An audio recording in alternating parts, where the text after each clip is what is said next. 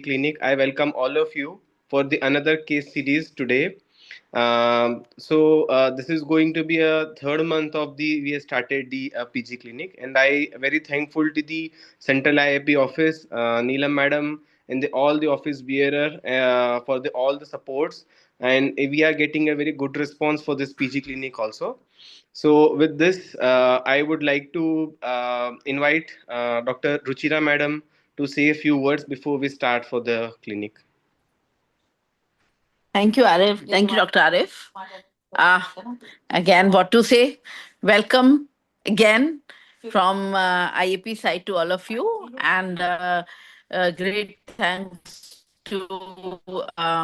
our to our president, Dr. Neelam Mohan, who has envisioned this program, and definitely our president-elect, Dr. Singravelu sir, and past president, Dr. Vasant Kalatkar sir, and all the OBs, along with a special gratitude to Dr. Baldev Prajapati sir, who's taking a lead in this particular case files from India, where regularly he's enriching the knowledge of PGs and getting them prepared for their exams and in the clinic practice for the clinical practice too. And a special note of appreciation I wish to for extend to the IAPDG team, their coordinator, Dr.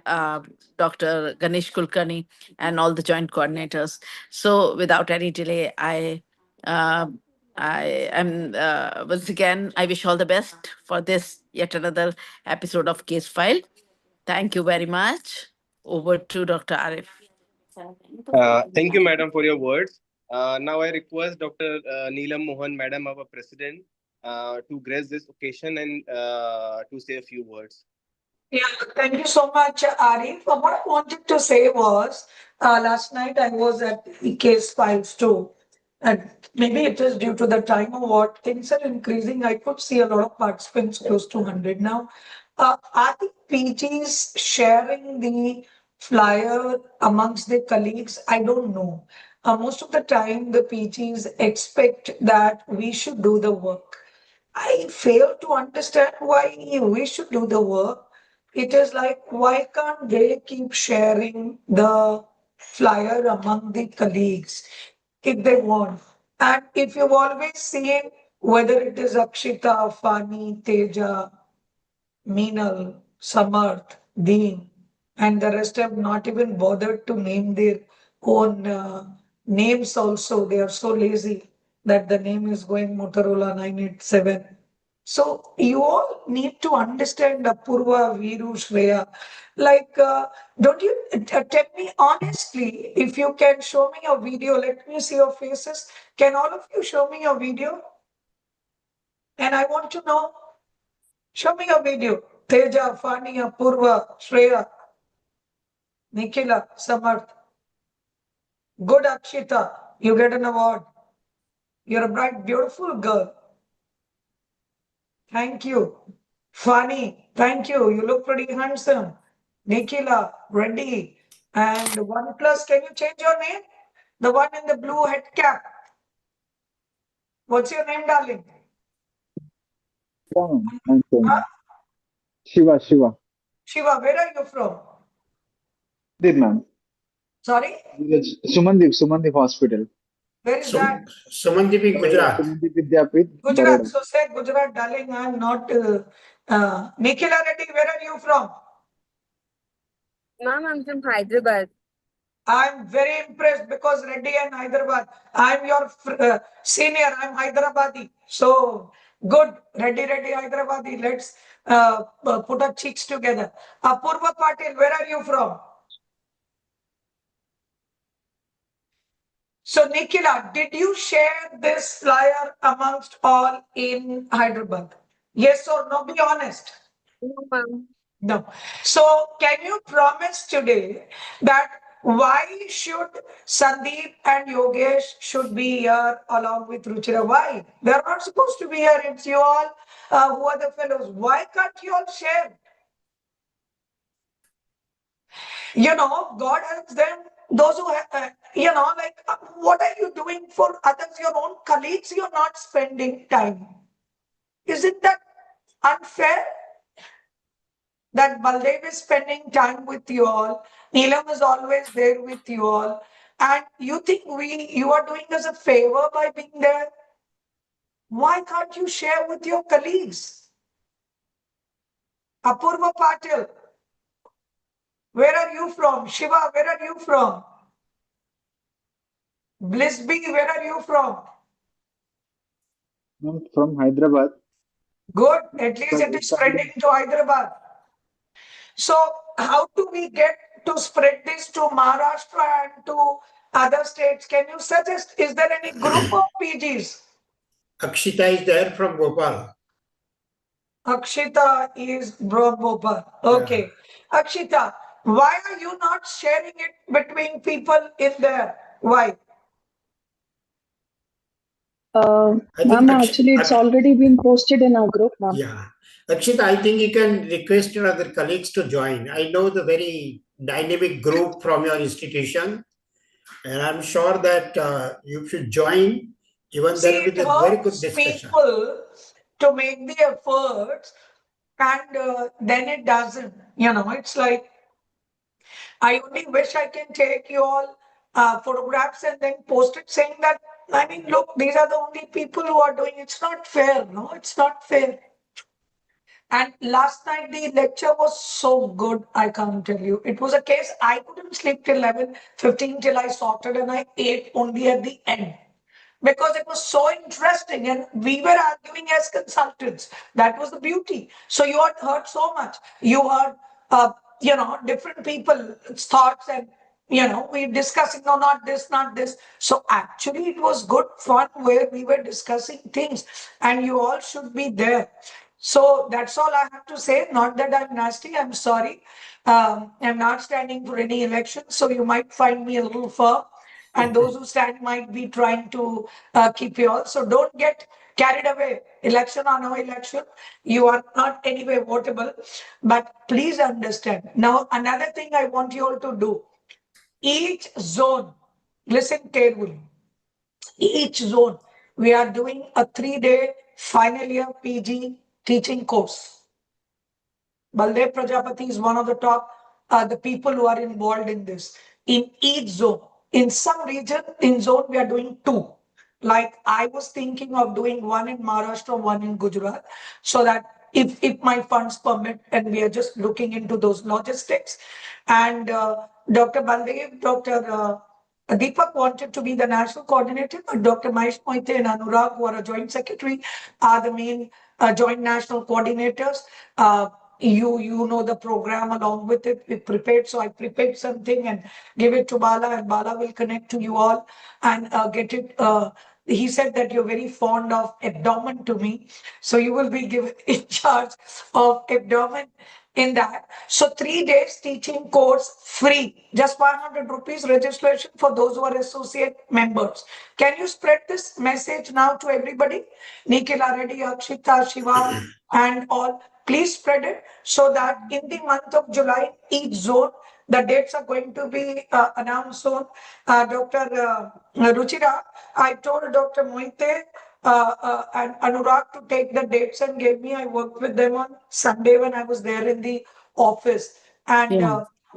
So they are doing it and they will tell us the date. So we have to quickly announce that.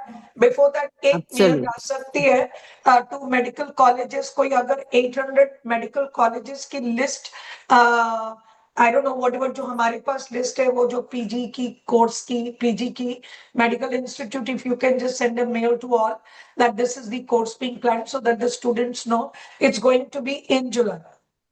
Okay, dear. So best wishes to you all, and I'm all ears to listen to Prajapati because I'm learning too. Over to Big B Prajapati, though there is somebody who calls herself Bliss B, but the Big B is only Baldev Prajapati. Yes, Dr. Arif. Arif, unmute yourself. Dr. Arif, you are muted. Unmute yourself. Thank you, madam. Neelam, madam. Madam, we have also created one WhatsApp group for this PG clinic, and we are spreading the links towards the different channels, and more PGs are joining that group also. So, Please madam, unmute, madam. Unmute, madam. Please, madam, madam, unmute. madam, we are not able to listen you. Madam, I said उस group में सिर्फ मुझे डालना, संदीप और योगेश को मत डालना. Let them जलने दो, हम दोनों रहेंगे उस ग्रुप में. मैडम हमारा को कोई You know, because सबसे ज्यादा रोंदूमल योगेश है. मैडम मेरी गुज्जू को क्यों ले जा रही हो? Madam, अरे अभी चिंता देना था, what issue happened, madam? I told you we are. No, I'm just pulling his leg. He and me are very we are fond of calling each other. Yogesh is my all the favorite. links and all the flyer individually by the broadcast group. I know you people work a lot. Don't worry, yaar. But madam, broadcast group having limitation only 35 broadcast you sending in only 1 month, madam. I know. Yeah, Fine. so this is the limitation. Before previous No, don't mobile is worry, there, what then we we are can doing. send Let them 100 worry. Why are you broadcast per worried? day, madam. Students should do, not you. It is Yeah. not your headache. It is their headache. You are doing your karma. yeah So, madam, Sandeep is sending all the messages on all the group, and I am Miss B, attending what this is your PG name, clinic. Miss B? Yeah, What's your name? Ma'am, my name is Dr. Ritu. I'm from DY Patil, ma'am. हाँ, तो you write Ritu इतना सुंदर है, bliss भी छोड़, right one पे रितु. ठीक है, ma'am. चलो anyway, pulling your leg, Arif जी बहुत अच्छा कर रहे हैं. You can माशाल्लाह, very- rename yourself. Please rename. Proceed with that. This was just to get them motivated. Yes, And yes. that we are doing. Everybody is there. How we're dedicated we all. Gujarat is very dedicated. Over to Arif. sir, we are madam and sir, we are here always for since last 5-6 years. okay. I would like to acknowledge the presence of the senior member from the IAP, our Vice President, Dr. Sandeep Trivedi, and our past SSG, Dr. Yogesh Parikh also. Without wasting much time, we can start with the today's case. So I welcome Dr. Baldev Prajapati, sir. Sir doesn't require any introduction. Sir is a professor emeritus from the Bhagyodaya Medical College, Kadi, and he's authors of many textbooks for undergraduate and postgraduate. And he's been in the teaching field for more than 45 years or 50 years. And it is very fortunate to have sir with us for this teaching. I would like to also welcome the presenter of the today case, Dr. Fani Kumar. He is a third-year resident from SBKS Medical College, Waghodia, Gujarat, and his mentor, Dr. Manish Razania. He is professor and head, and Dr. Nawaz Patel, associate professor at SBKS Medical College, Waghodia. Sir, Dr. Prajapati, sir, over to you, sir. Yes. Good evening, friends. Welcome to this our IAP Tuesday PG clinic. As our president, Dr. Neelam Mohan, motivated, I'm sure that is very important. And what even Madam already, what she has planned for the postgraduate is really phenomenal. That means it is understood that she is worrying for the future pediatricians. And that is very, very important. Just we do not want to run body of Indian Academy of Pediatrics, but we want to contribute for the future education, future consultants, and as a whole, this health of the children of our country.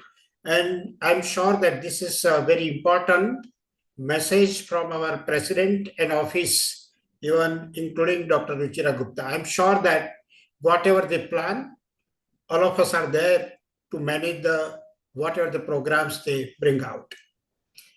Anyway, let us come to the point, and it is very important that please keep your video on and participate in the discussion.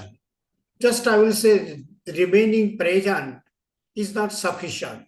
Whatever point comes to your mind, we should participate, raise some questions, queries, put your, even I will say, comments, your possibilities, your thoughts, and then it becomes really live interactive session. So I'm sure that you will do in this way.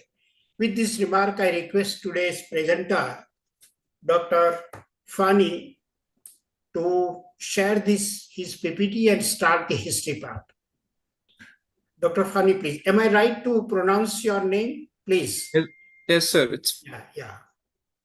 Fani. Right. Please take it. Start it.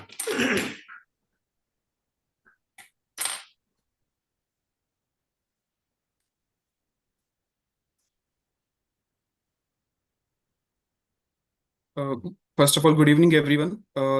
Thank you to Indian Academy of Pediatrics and my guides, Dr. Manish sir and Dr. Nawaz Patel sir, for guiding me through this process. With this, I'd like to start case presentation for today. Presenting a case of 2-year-old, 8-month-old male child named ABC, first born via non-consanguineous marriage, residing at Jabwa, Madhya Pradesh, Hindu by religion, father being a laborer and mother being a homemaker, belonging to lower socio-economic class according to the modified Kupuswamy classification. Informants being parents with reasonably good reliability. Date of admission was 18th of May 2026 and date of examination was 25th May 2026. Chief complaint was abnormal movements. I think just a minute, Dr. Fani, because exam point of view, when the parents are there, and particularly mother and the informant, yes, sir. Better not to mention that she is reliable or reasonably good reliability. Always what the parents say is always reliable. It makes difference in our interpretation or understanding. But making this comment sometimes in the exam, some examiners may not like. So better to remain away from making this type of the statements, please. This is, I will say, for all the students. Yeah, start it. Yes. Chief complaint was abnormal movements since 2.5 months. It was sudden in onset, clonic type, involving right upper arm and right face. Initially 2 to 3 episodes per day, then progressed to 8 to 10 episodes per day. Each episode lasting for about 1 to 2 minutes, subsided by its own. Associated with crying during episode, consciousness was preserved during the episode. And not associated with any uprolling of eyeballs, frothing from mouth, involuntary urine or stool passage, and post-ictal confusion or drowsiness. Pertinent negative history: there's no history of fever or vomiting or altered sensorium in the form of irritability or drowsiness or behavioral disturbances. No history of any recent trauma, no history of any increase in head size, no history of any associated feeding problems. For the above complaints, parents did not seek any medical help, but as the frequency of episodes recently increased, was brought to our hospital where the previous hospitalization was done. Previous hospitalization was around 11 months ago, which was significant. Hence, I would like to start with it. It was at when the patient was 1 year 9 months of age, when he had chronic fever, cough, followed by vomiting episodes, recurrent generalized tonic convulsions, altered sensorium, and right-sided hemiparesis, which required hospitalization for about 40 days. The fever back then was insidious in onset, intermittent type, moderate to high grade, non-documented, 2 to 3 episodes per day, mostly during night time, relieved with medications and associated with decreased activity. Associated with cough, which was dry in nature, occurring almost throughout the day, increased in intensity during night, causing sleep difficulty, associated with occasional post-stressive vomiting, and not associated with any increased work of breathing. For these complaints, patient took medical advice on outpatient basis for about 2 to 3 times. But on around 20th day of illness, patient had onset of vomiting, sudden in onset, which was persistent, occurring immediately after oral intake, projectile type, non-bilious and non-blood tinged. Hence taken to a private hospital and were advised for admission but refused and received IV medications on OPD basis. On the same day, patient had abnormal movements, tonic type, involving all 4 limbs, associated with uprolling of eyes, associated with deviation of head to one side, associated with clenching of teeth, and not associated with any involuntary passage of urine or stool. Duration was around 2 to 3 minutes, followed by loss of consciousness for around 10 to 15 minutes. Hence, the patient was immediately taken to nearby hospital at Dahod and were admitted. IV medications were given, blood investigations were performed, and chest X-ray was done. Your slide is not moving. Is it moving now, sir? No, I think after these abnormal movements, it's not moving.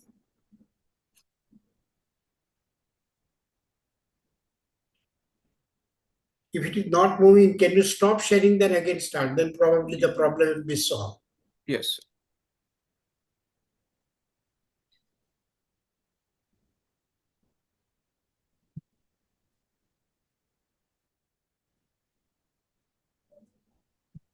Good evening, Dr. Baldev Prajapati, sir. Yes, Dr. Alok Gupta, good evening, welcome. Very nice to see you.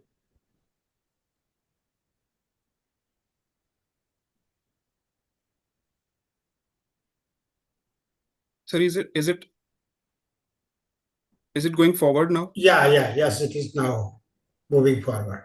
Thank you, sir. Hence, the patient was immediately taken to a nearby hospital at Dahod and were admitted there. IV medications were given, blood investigations and chest X-ray were done. Lumbar puncture was performed. Parents were informed that there is a brain infection, and IV antibiotic medications and anti-epileptics were given accordingly. During their hospital stay, patient continued to have vomiting and abnormal movements of similar kind and gradually developed altered sensorium and right-sided weakness, for which further imaging scans were advised. But due to financial constraints, after 7 days of stay at that private hospital, patient was brought to our hospital. That patient was kept on ventilatory support. Parents were informed that brain infection was probably due to tuberculosis, and ATT was started from day 2. CT brain was done in form of hydrocephalus, for which EVD was done on the same day. Patient was gradually weaned off ventilator support over a week, and around two weeks after the admission, EVD was removed and VP shunting was secured. VP shunting was done. Over the course, abnormal movements, fever, and altered sensorium and cough resolved gradually. Discharged after 1 month of stay. Condition of patient at discharge was patient was able to feed but was not able to stand and walk before due to the hemiparesis, and it was able to recognize parents. Patient had right-sided weakness of upper limb and lower limb and right lower half of face. Discharged on ATT and anti-epileptics. Over the course of treatment at home, treatment was regularly taken only for 6 months after discharge, and ATT and AED was stopped by their own. Physiotherapy was never given to child at home. No improvement or worsening of weakness, no feeding difficulties, or no abnormal movements were seen. Okay, now I think, can you stop sharing? Yes, sir.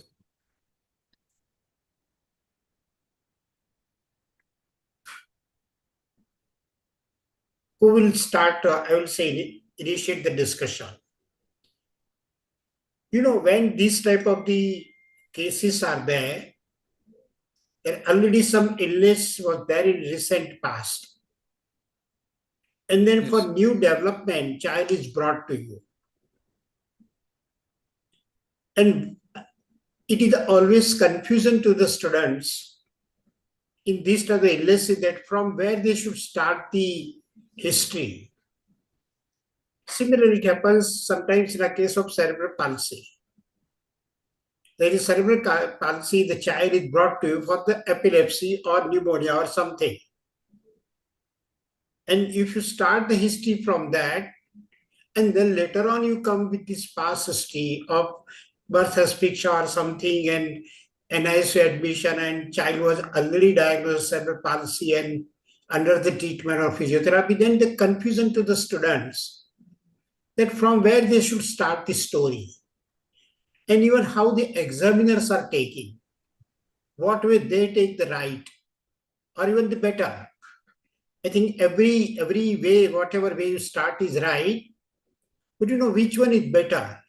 That means where the continuation of the story remains, less of the confusion to the listener, and even clarity of the whole illness comes to the audience. So it's very important. So that's why let me first know from the students. Dr. Nikhila, suppose you were presenter, how you will choose this presentation. As such, I think now everybody must be clear that the child is now 2 years, 8 months old, but the illness once happened 1 year and 9 months. First time, I think that means almost 21 months. And during that time, more than 1 month, child had some issues, hospitalized, various treatments, investigations, everything was done. But now child is brought to Dr. Fani for these abnormal movements and something. So he is not clear that from where he should start. So he started from the abnormal movements. And then he gave this information of regarding 1 month illness. And then I'm sure that you come to know that this abnormal movement is a part of this disease. It's not the separate or the fresh illness. And in that situation, Dr. Nikhila, what will be your way of presentation? What you will prefer? Whether the same way as Dr. Fani mentioned, or whether you will do in some other way, what is your idea? I'm sure that this is very common confusion to the students, and some examiners also take in a different way, and then the discussion starts from that, and many a time that is a loss to the student. That's why I want to clarify this issue. Let us know from the student. So Nikhila, what you will do? Sir, I would start from the current episode only, sir, because that was the thing that brought the parents to the hospital. Yeah. So I would take this like same as the Dr. Fani presented. I would go in that order.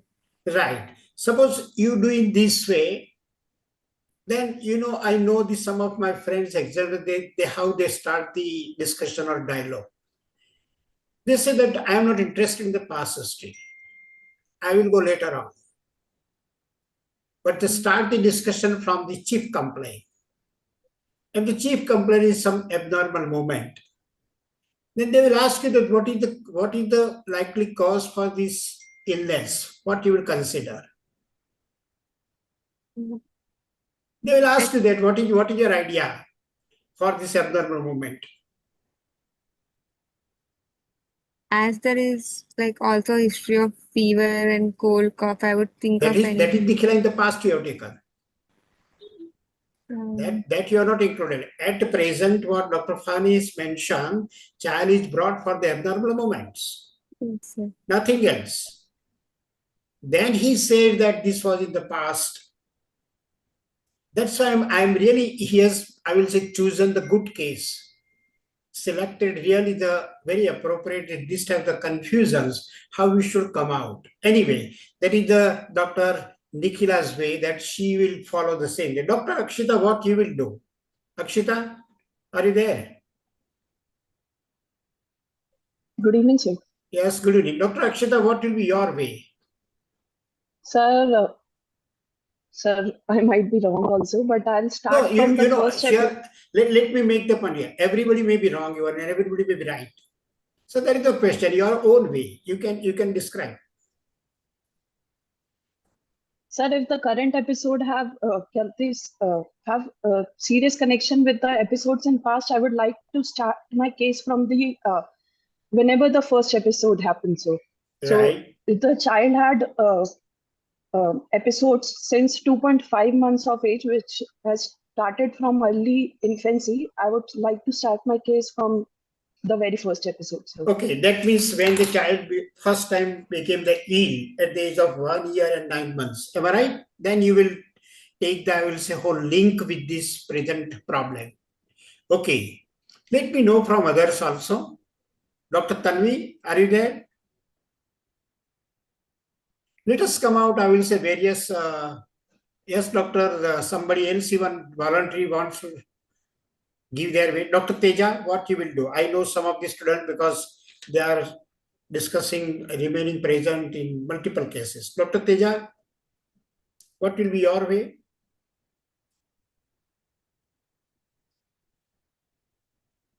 Yes, anybody? Dr. I think Abhiram? Yes, Teja, good. Your video is on. Please, how will you start the discussion in this type of the cases?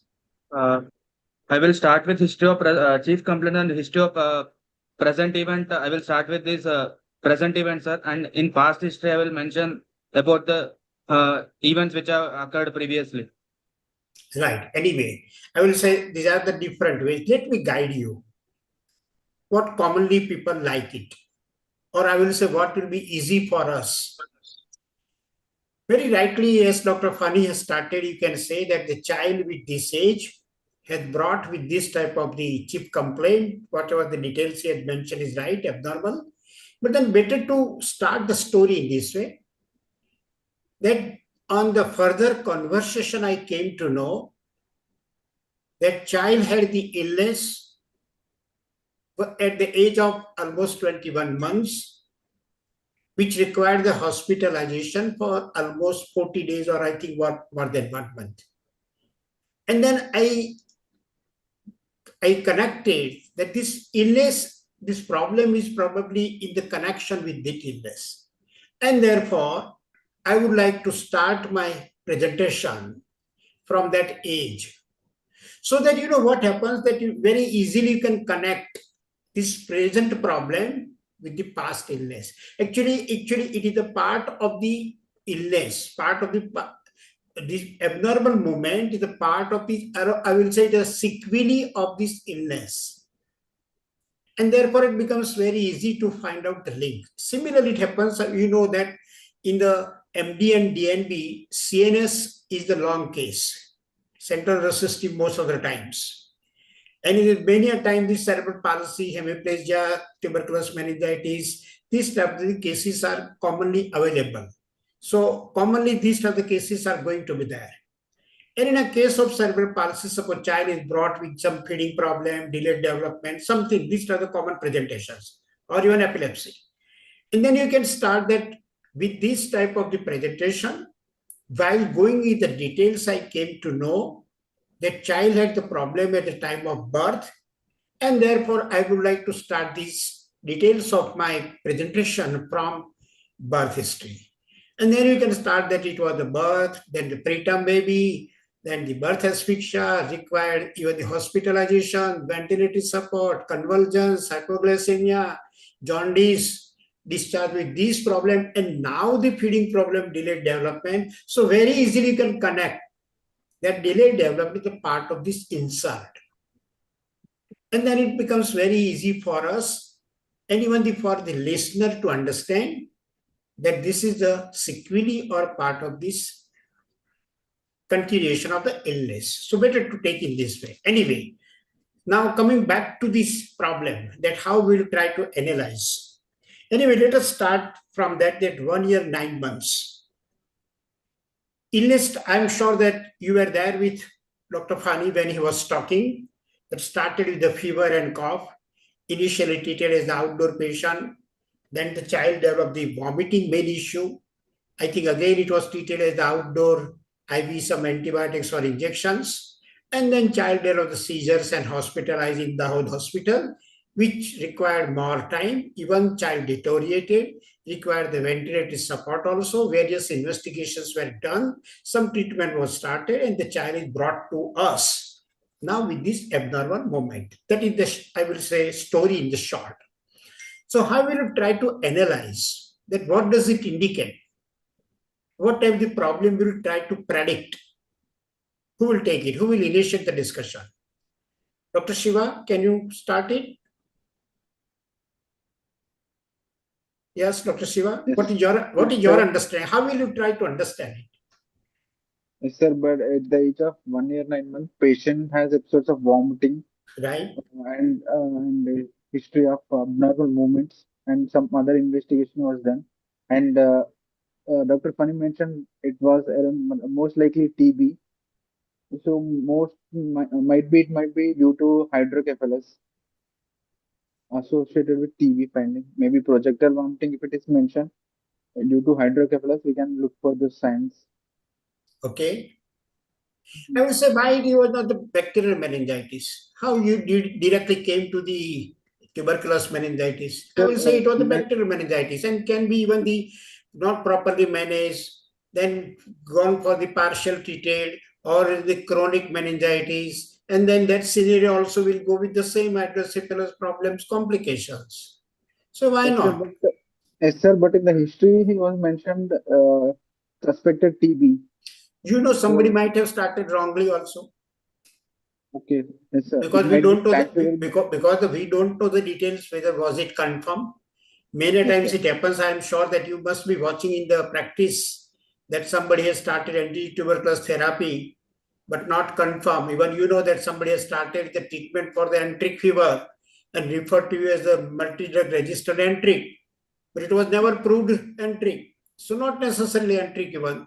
That is his presumption, his interpretation, which may not be right. So in that's why I'm telling you that how you will take as a clinician. That what I wish that you go for your independent thinking. Sir, we'll ask for the contact history of the patient. That everything you will go later on, right? Whatever the information already provided to us, we have to analyze it. Not necessarily our analysis is going to be right, but at least that means what will be our thought process. How we'll try to even elaborate it, to try to understand it. That's the thing. And therefore, I'm really, even in the exam, somebody has given you the diagnosis also. And therefore, the very wrongly, the student answering bias. So go for the independent, your own thoughts. That's the point which I want. But your attempt is good. Anyway, Dr. Akshita, what will be your ideas?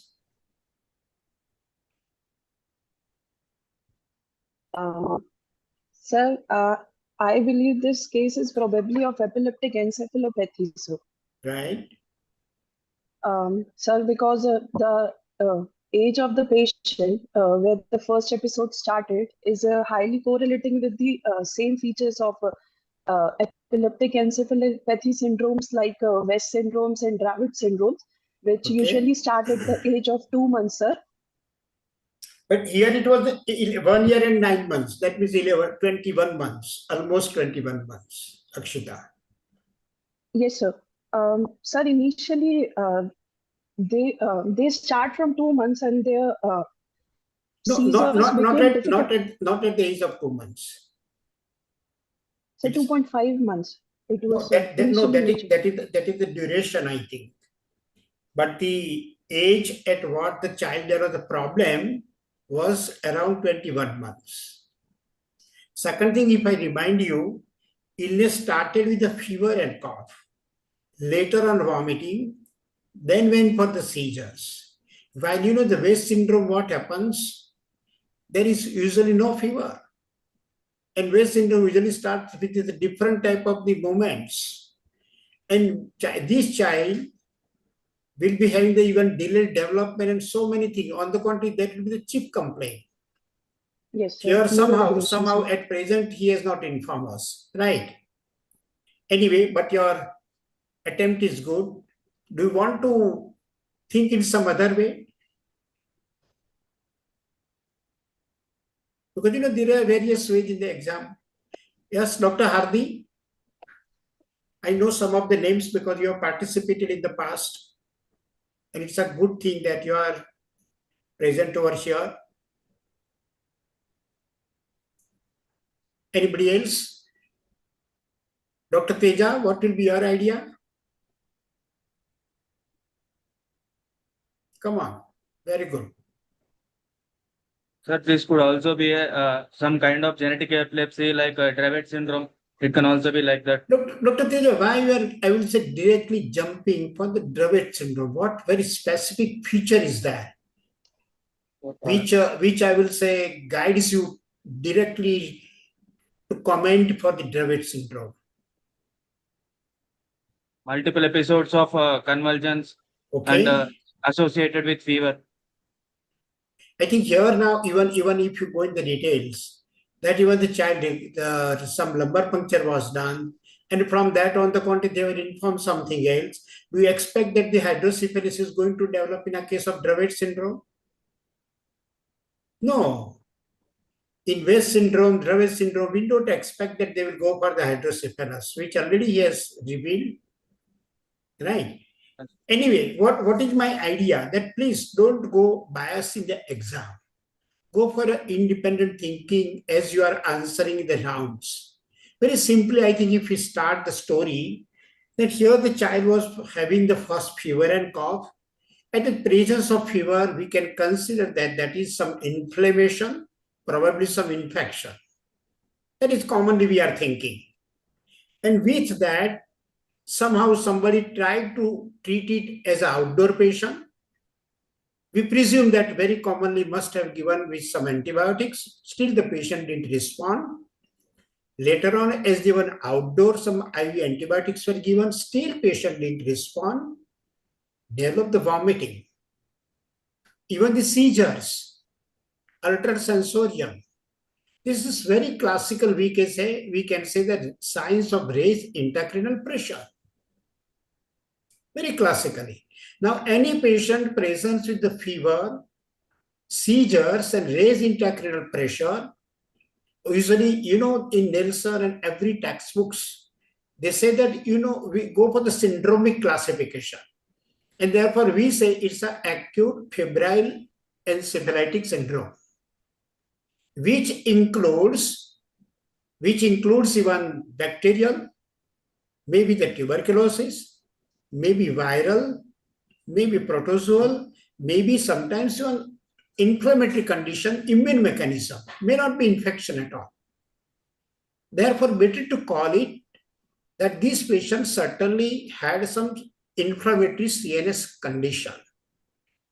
Later on, when the patient required even the further investigations, at least because it is revealed to you that even the child lumbar puncture was performed, very some specific treatment started. We are not sure whether was it confirmed or not.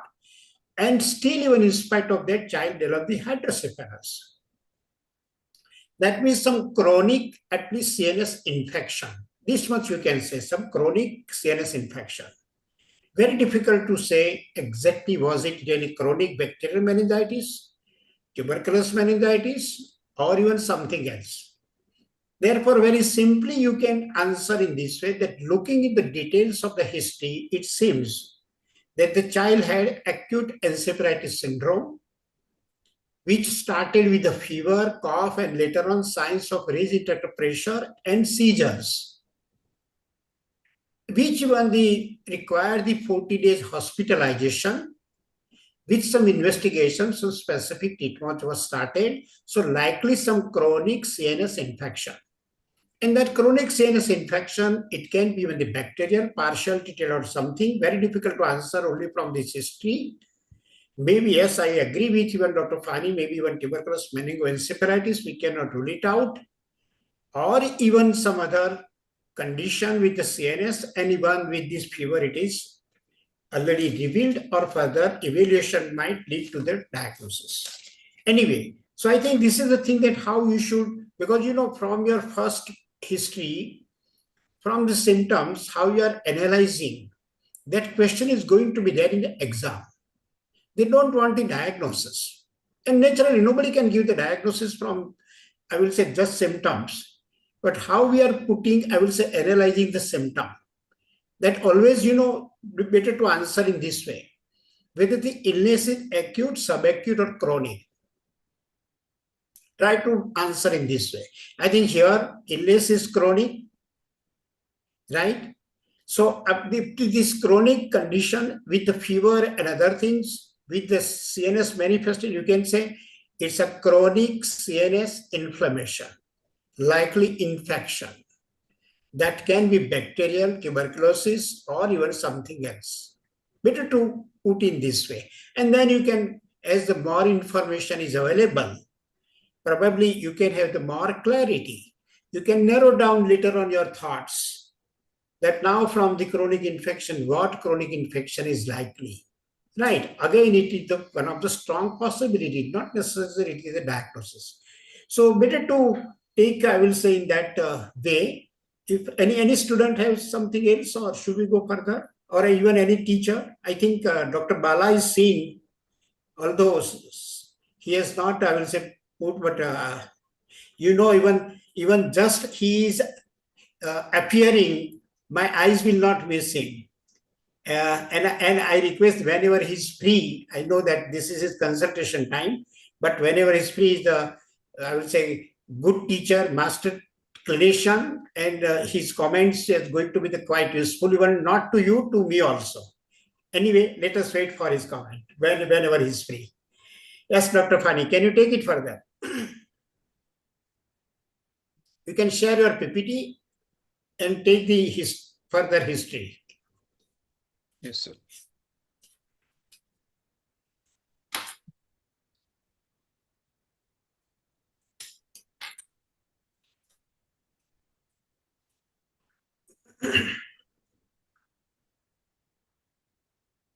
Moving forward, in the family history, mother developed symptoms of Dr. fever. Fani, your slide is not seen on the screen. Yeah, now it has come. Yes, please. Probably take some time. No problem. Yes. Can you go to the previous slide? Family history. Yeah.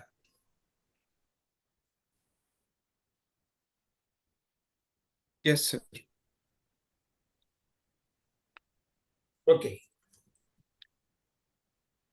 Mother developed symptoms of fever and cough when the same child was in utero at around third trimester. Pulmonary TB was diagnosed only after 3 months of delivery. Mother took ATT with good compliance for around 1 year as advised by a private practitioner. To child, no prophylactic ATT was given. Father screen negative, no other significant family history. Birth history, antenatal visits were adequate. 2 doses of tetanus toxoid and supplements were taken. Child was delivered full term with birth weight of around 2.5 kg. Vaginal delivery in hospital and cried immediately after birth, and there's no history of any NICU admission. Vaccination history, immunization records were not available, but as per the parents, immunization was completely taken until 9 months of age, according to the National Immunization Protocol. On examination, BCG scar was absent.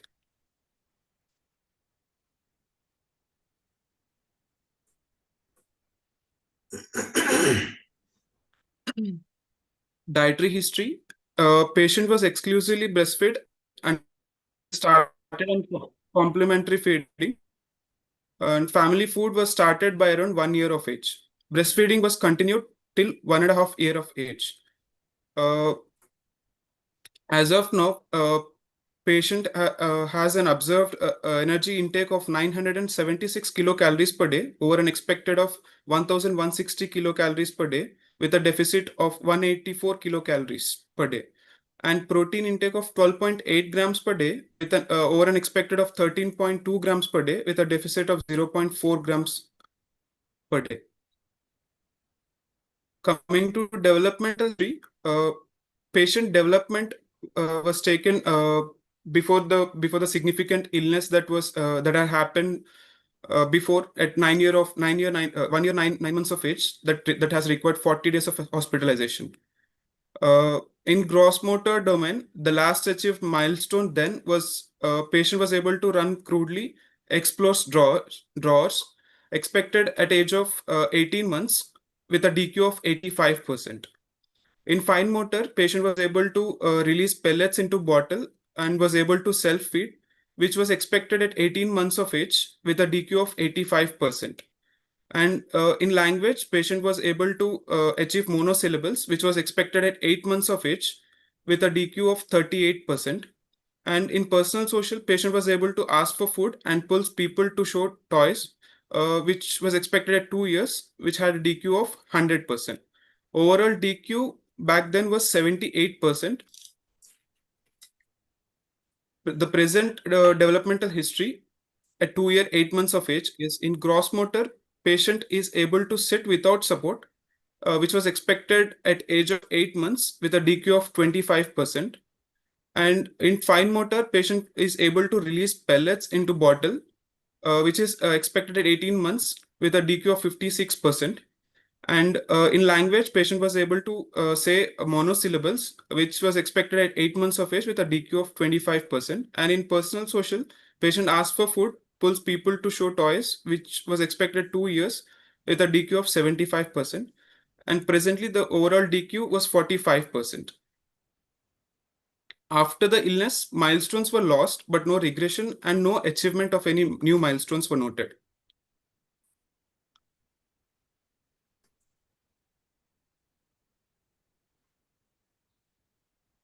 Based on the history, I'd like to summarize. Anyway, is there anything? Only summary there. Can you stop sharing? Yes, sir. I think let us go to the discussion with other students. They will be back to you. Now, who wants to take further initiation from this, whatever the information is available to us, added information? Akshita, what is your idea now? Dr. Akshita? Yes, what sir. you are thinking? I think Sir, let me ask you the very specific question so that you can think. Here provided some information regarding illness of mother. Yes, sir. How you are taking it? What is your interpretation?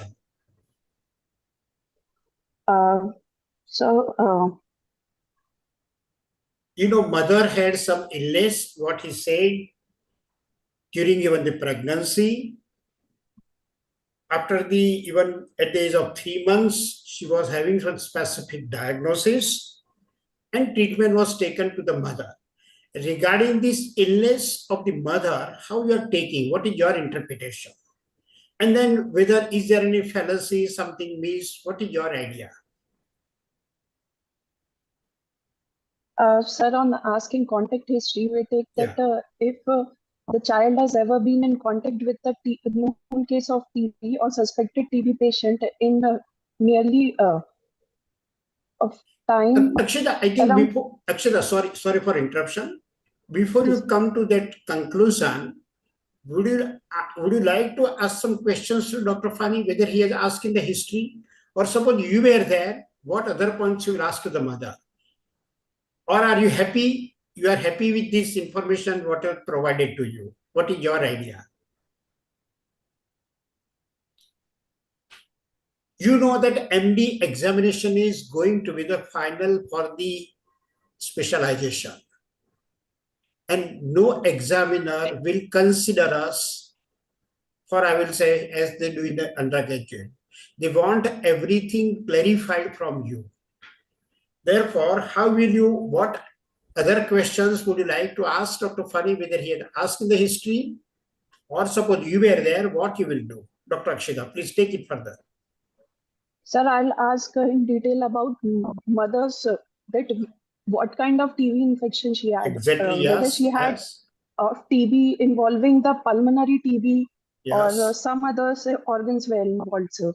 That will probe us to that the infection was actually communicable or not. And for that reason, Akshita, what you should ask? You should ask whether was it really how the tuberculosis was diagnosed for the mother? Whether was she sputum positive? Yes, sir. Whether Jaden stain was positive, or gene expert was positive, or just X-ray chest was showing? What information was available? Suppose by chance documents are available of the mother, you will check it. Yes, suppose sir. Even the documents may not be available every time. But then you will ask the parents, and you know they may be knowing. You can ask that how doctor told that you are suffering from tuberculosis, whether your sputum must have been examined. What was the, I will say, response of the treating doctor to you? What was the information given to you? You know, always the doctor will give that we have done your sputum examination. It shows these some organisms and that is tuberculosis. You know, every concern is going to talk to them. And so documents are available, you can confirm. So that Dr. Fani, in these types of the cases, first you should try to know, was it really tuberculosis? Was it really molecular, or even the confirmed from this sputum or anything? I have actually asked the parents, sir. Yeah. The father and mother actually told that they were, they collected the sputum sample and Right. chest X-ray was done at that time, and it was actually diagnosed as pulmonary TB. Yeah. But any more details of this sputum? No, sir. Very fine details weren't presented, sir. Even you can ask the history of hemoptysis. Suppose hemoptysis is there, probably highly suggesting even the open case of tumor discharging bacilli. Yes. What is my idea that whenever this type of the history is available, try to go in the details. If record is available, it's okay. Yes, sir. If record is not available, we'll have to learn how best to derive the information. Yes. At how many times the sputum examination was done, whether she had hemoptysis or not, and what was even the X-ray picture, probably treating consultant might have talked to them. What is the sputum examination? And then what they told you, what type of the tuberculosis. Even the treating person must have told the duration of the therapy. From every point we'll come to know that yes, it was tuberculosis and really treated appropriately or not. You can derive. Anyway, that is number one. But Akshita, another question to you. I think, Dr. Fani, is it right what I understood that the tuberculosis was diagnosed during pregnancy? Yes, sir. During the third trimester. It wasn't diagnosed during the pregnancy, sir. But my mother had symptoms of fever and during the third trimester. And diagnosed but actually after it was the 3 months of the when delivery. patient was 3 months of age. Okay. Yes, sir. So Akshita, what is your idea? What I will say, the child might have suffering from the congenital tuberculosis. Because already mother had the symptoms during the last trimester. What is your comment on this part? Sir, if I had been a case of congenital TB, it would be a more of a disseminated diseases involving spleen and liver right at the birth, sir. Right. Absolutely. That is the point which I want from you with clarity. That whatever the problem develops, suppose this child, the tuberculosis, it is after the birth. If congenital, what Dr. Akshita answered is absolutely right, that congenital tuberculosis present early. Common presentation of congenital tuberculosis will be either related to the lung or related to the liver. Therefore, the patient will present with a hepatomegaly. You don't have the answer, and later you will come to know it is tuberculosis.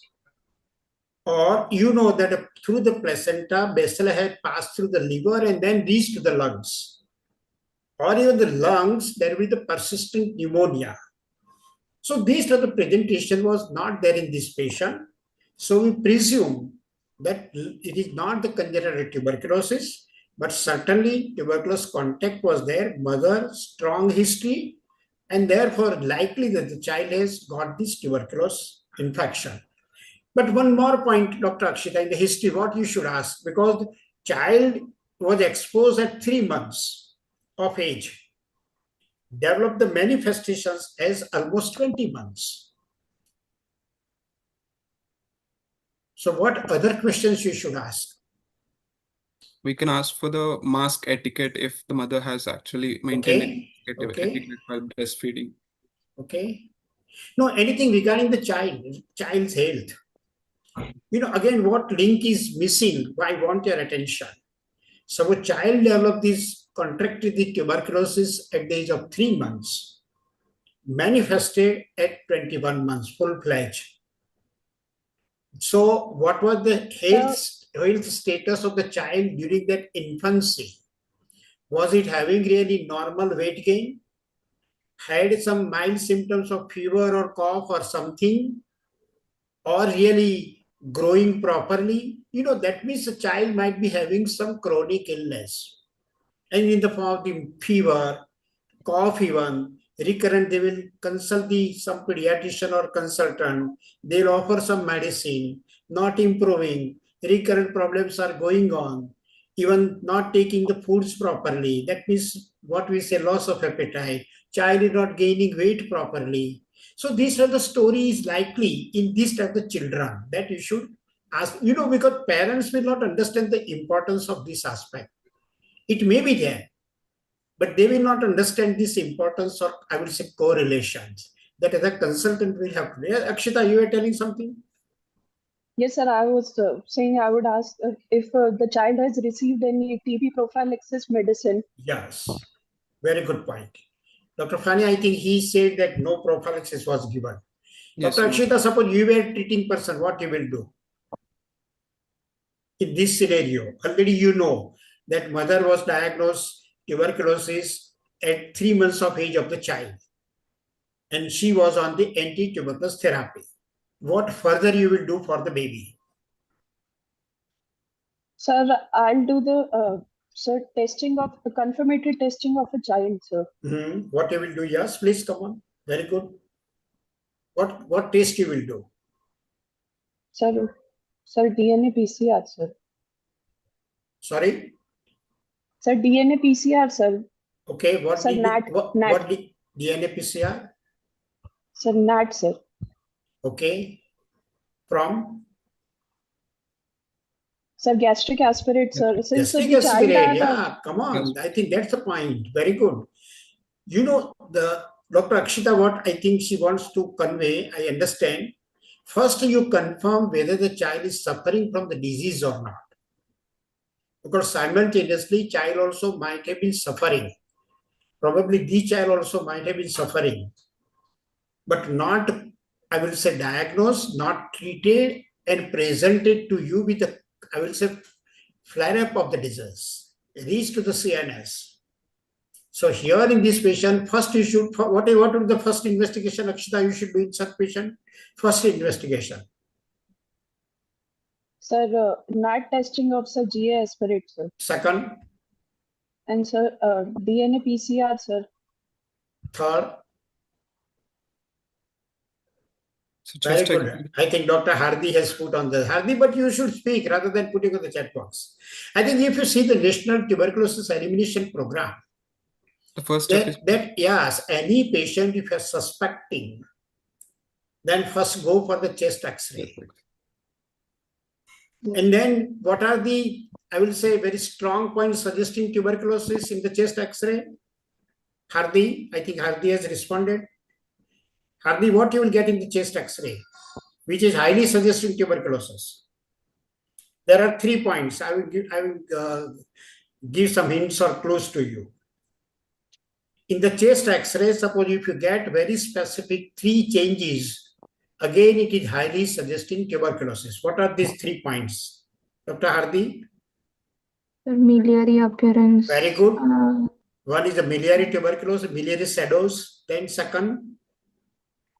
Consolidation and pleural effusion. No consolidation. Consolidation is non-specific. Effusion, sir. Yes. Nikhila said, I think, who said, please? Hilar lymph node. Yes, hilar or paratracheal. Yes, sir. On the paratracheal is highly suggesting. Okay, but you know, in short, lymphadenopathy, hilar or paratracheal, highly suggesting. And third point on chest X-ray, highly suggesting tuberculosis.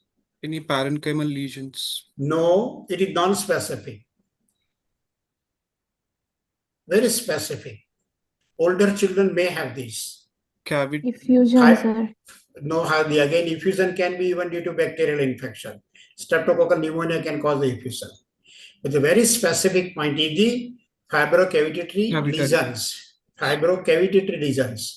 So 3 things if you get it: miliary, hilar gland or paratracheal glands, or even the fibrocavitary lesions.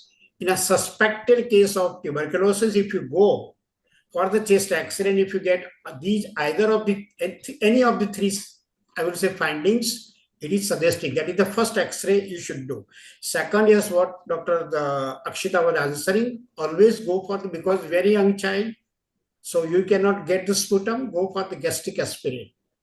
In gastric aspirate, again, examiner is going to ask you, how will you do the gastric aspirate test? You should know. Every pediatrician should know, I think, of this country, not only MD student, because it is very, very important. and from the gastric aspirate material, whatever is available, send for the Jaden stain, gram stain, send for even the gene expert and even the culture. Because that is very important, you are going to get it. So these things and should be done to confirm whether the child is suffering from the TB or not. Suppose if you get the diagnosis of tuberculosis, that child requires a full-fledged treatment. But suppose no, I will say point diagnosis of the tuberculosis at present, then go for the prophylaxis. Akshita, what prophylaxis you will start? Sir, isoniazid, sir. Yes. Answer truly. You know, in the exam, don't give the space 10 to 15 milligram per day. Is it 10 to 15? 15, 15. Pani, what is given in the National Tuberculosis Elimination Program? So what is the dose? What is the duration? 10 mg per kg per day, sir, for duration of 6 months. Yeah. Please don't even, somebody is asking the question, answer fully. That isoniazid 10 milligram per kg per day as a single dose for 6 months as a prophylaxis. Somebody will ask, should we, yes, Dr. Hardy said, with pyridoxine. Very good. Very good. She added the point, and very good point. Even in prophylaxis, pyridoxine should be added. Right. So I think these are the points which in the history, you should go for the details, and these are the questions that are going to be there in the exam. Then one more point, Hardy. Hardy, I think you should keep your video on because you are answering very rightly. BCG scar is absent. How will you take it? That means BCG is not given, but he says that BCG was given. Am I right, Dr. Fani? Yeah, BCG, yes, sir. Yeah, he says that the BCG scar is absent. That means BCG has not worked. What will be your idea, Hardi? No, sir. Even after giving BCG nowadays, we do not get scars, but the recommendation says that we can repeat BCG one time. Somebody has mentioned it was faulty technique. You know, I think being examiner, I know that various answers we are getting. Sometimes we'll have to think, is it right or wrong? Faulty technique. Faulty technique will create some other issue. BCG adenitis or problem or complication, subcutaneously given or something. But scar is absent. Hardi what is trying to answer. On the again, Dr. Fani, you should go in the details. Was it given really BCG? And suppose card is available, Mamta card, you can check it. Yes. So documentation is there, we don't have the doubt. If documentation is not available, you can ask the mother. We can ask the parents if during the after giving the dose, if there is any scar that has actually formed. What was the reaction? Whether was it any the formation of the papule, then was the pustule, when was the scab formation, then the scar. Sometimes scar may not be there. The only thing, it's too early, but still even occasionally possible. What Dr. Hardy said is another point. I may not go into details whether to repeat or not. Up to age of 5 years, even suppose there is no scar, if requires, you can repeat it. It's a different story. Okay. And one more I will say regarding the English correction, that is the spelling mistake. What is the spelling of complementary feeds? Let me ask. Hardy, what you will write? Complementary feed. Akshita, what will be your answer? Complementary feed. Yes, Dr. Shiva has put. So I think on the chat box, yes, Dr. Nikhil has put. I think rather than rate, you can speak it very good. But and again, Dr. Fani, your question, the spelling was incorrect. You know, people are going to note so many things. And why I'm asking this complementary feeds, is there any specific reference? Why I'm so much, I will say, emphasizing with some specific reference to the complementary feed? Yes, sir. If the complementary feed was started, so what kind of feed was started? Did they started using cow? No, Akshita, your point is valid. I am really happy. But my question is something different. Complementary feed itself is having some specialization, specific day. Is there any, I will say, link, any idea? Sir, I think regarding Sir, whether patient is able to chew or any drooling of saliva. Okay. Dr. Shiva, my direct question. Dr. Shiva, my direct question. When the Yes, sir. complementary feed day is celebrated, is there any, we are celebrating so many days.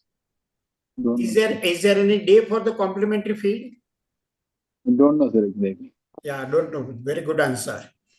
Honest answer. Akshita? sorry, sir, I don't know. Okay. Fanny, because you are presenting, I hope that you might have come with some idea. No, sir.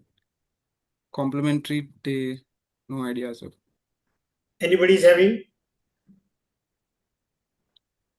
Is among all the students? Is it like a day in a year or in the age of the baby? If it's like age of the baby, then it's a 6 month we will consider as the.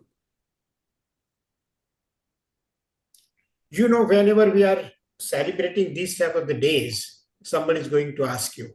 Dr. Nawaz Patel, yes, I think his faculty naturally. He has put the 6th June. That's why I asked purposefully, just as reminder. I was not sure 6th June, but I was sure that it comes in somewhere in the first week of the June. And Dr. Nawaz helped me. The exam, the examiners don't come with the preparation of the questions. You are guiding them that how the question should be framed. And here the complementary feed was like that.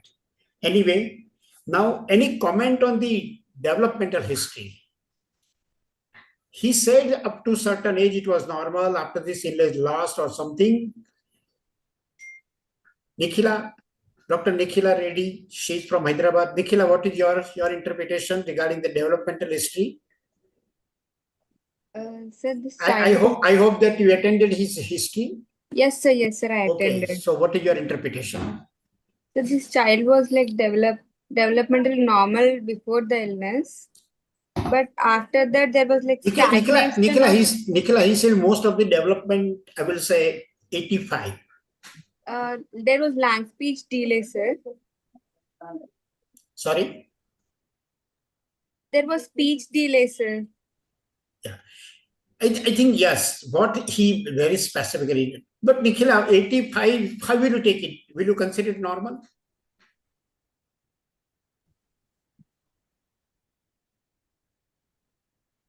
Somebody is going to ask you that what will be your interpretation? Should I consider normal or really mild affected? Akshita, Hardi, whatever be your comments. These are the questions that people are going to ask you.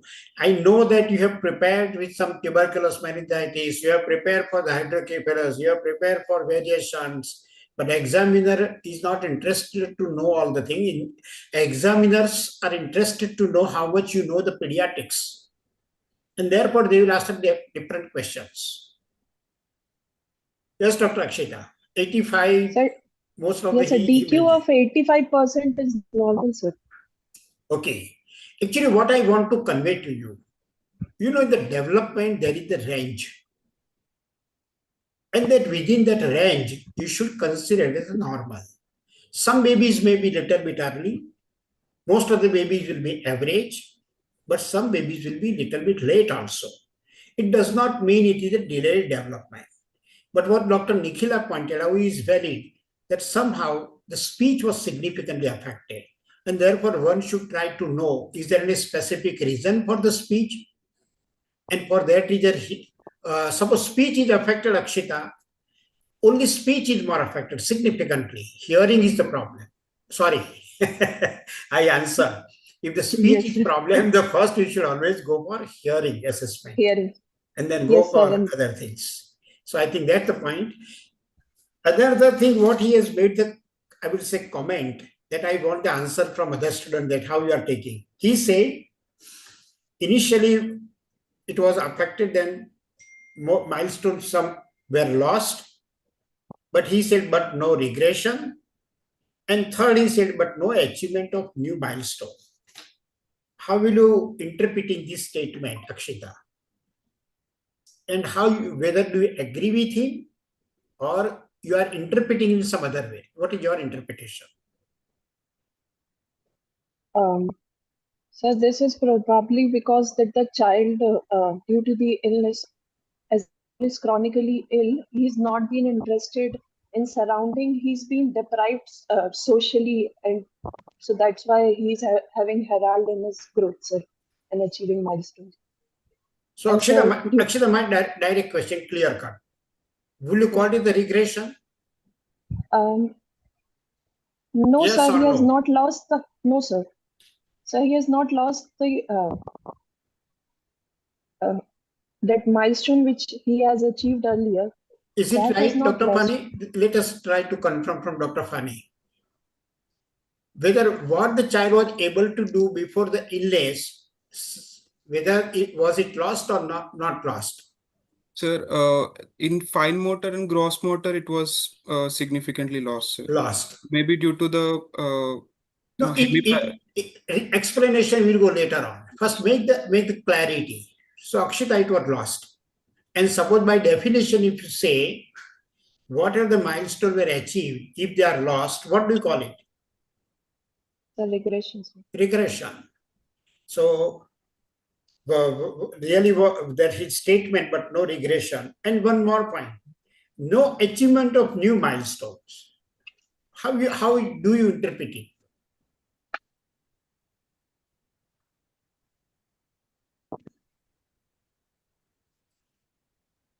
How do you take it? What do you call it? Is it normal? Is it affected? Affected then in what way? Is it delayed? Is it regression? Is it static? What will be your interpretation? Dr. Abhiram says pseudo regression.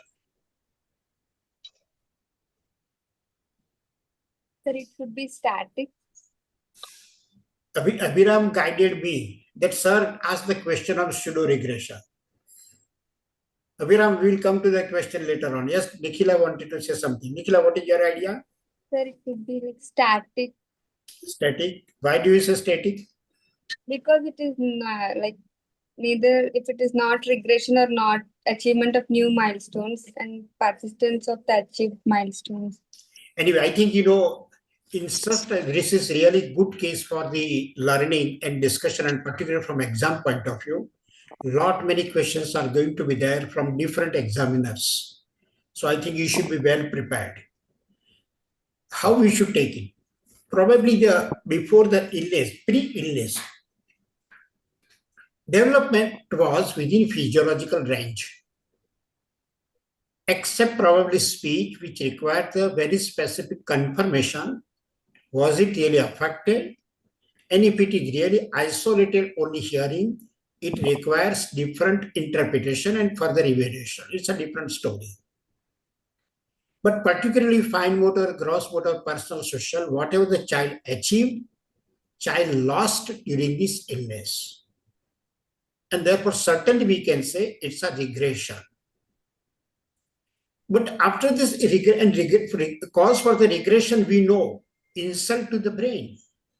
You know that even the regression, one of the regions following even this type of brain insult, any asphyxia, any infection, any insult, hypoglycemia, all then they can cause the damage to the brain.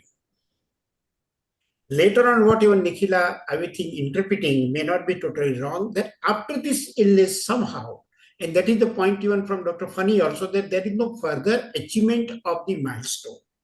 Again, is a part of the illness, but we can say that later on no achievement, no loss, so probably it has remained static for some time after this insult. So best way we can interpret it this way, that pre-illness development was normal. There was loss of the milestone which were achieved during this illness, so it is a regression. And at present, somehow there is no further progress or no loss. And then it is at present in the phase of the static. We can interpret it this way, and I think most of the examiners will accept us.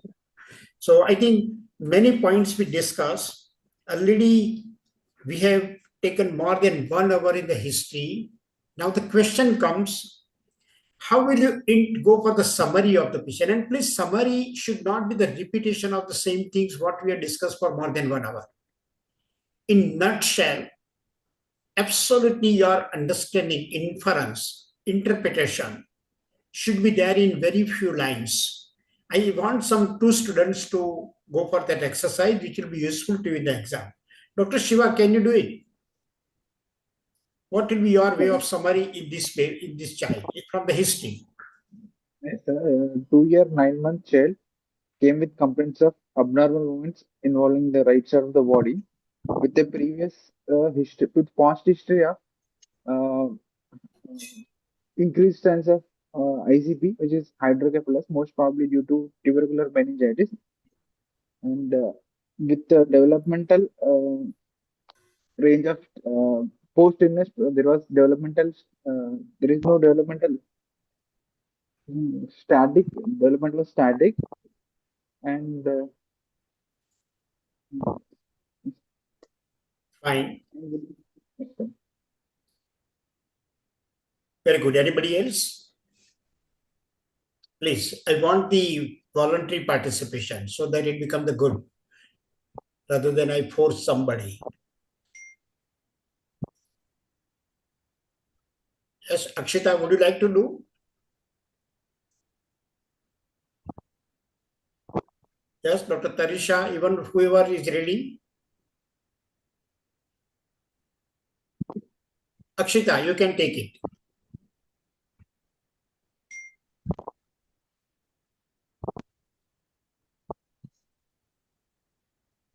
Okay, anybody else? If Akshita is not ready. Akshita, would you like to go for summary? Hardi?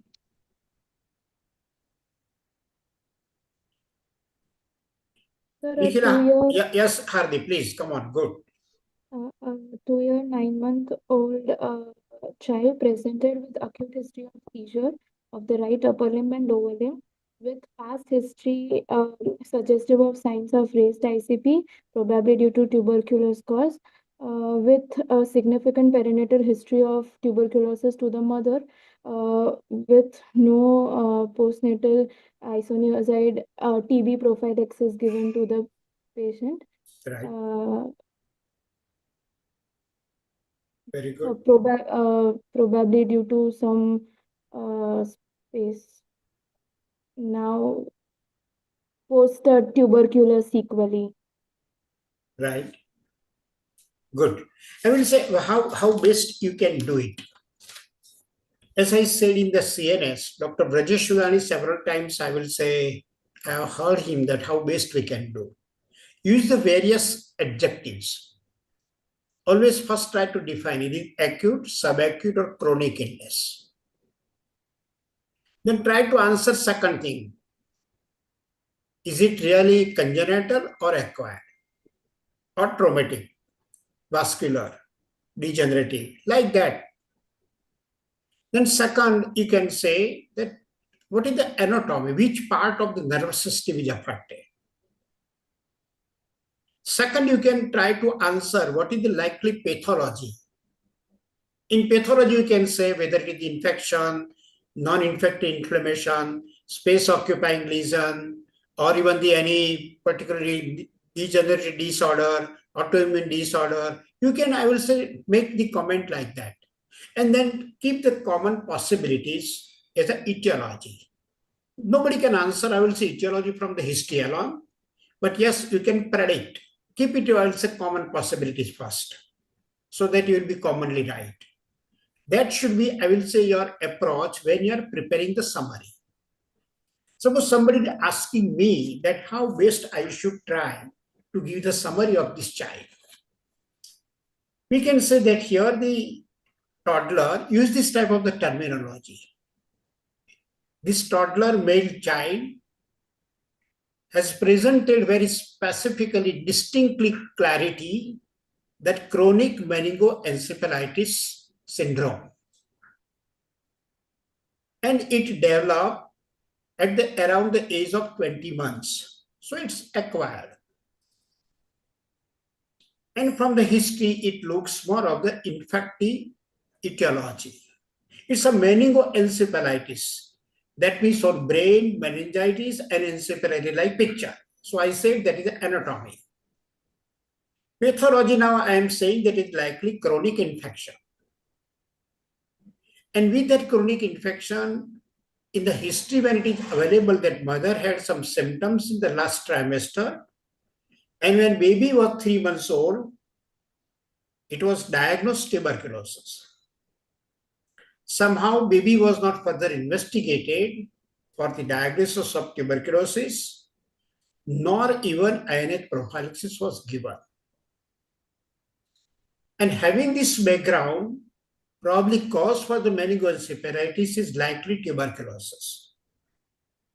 And then so many other points are available in the history, the way the treating person has tried to manage with the lumbar puncture, with some radio imaging, is a complication of development of hydrocephalus. So it becomes quite obvious, which is very common in our country, that this child might have suffered from chronic meningoencephalitis due to tuberculosis, which the child got from the mother.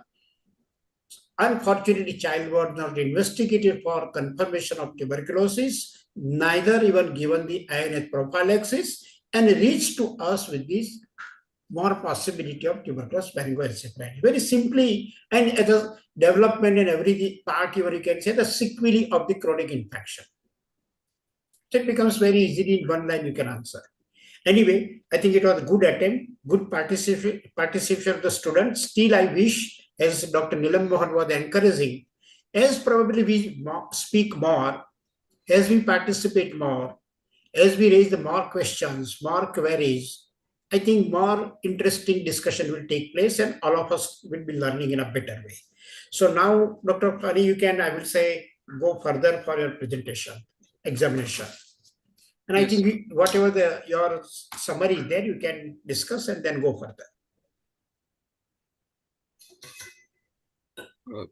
Summarizing as of now, a 2-year, 8-month-old male child presented with right-sided focal convulsions with preserved awareness since 2.5 months, with increased frequency, with a past history of hospitalization for tubercular meningoencephalitis, stage 3 probably, with hydrocephalus requiring VP shunting at 1 year, 9 months of age, that was presented with chronic fever, cough, convulsions, altered sensorium, and right hemiparesis with positive history of TB contact. Discharged on ATT with residual right hemiparesis and right facial palsy. Discontinued treatment by own after 6 months. Child had isolated language delay before significant illness at 1 year, 9 months of age, then developed gross developmental delay, which remained static since. Fine. You can go for examination now.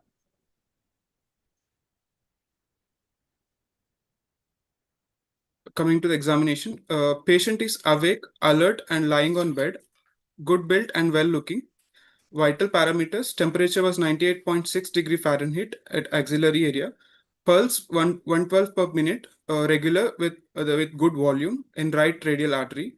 Respiratory rate was 28 per minute and regular. Blood pressure was 96/68 millimeter of mercury, falling under 50th to 90th percentile, taken in right upper arm in sitting position. CRT was less than 3 seconds and saturation was 99% on room air.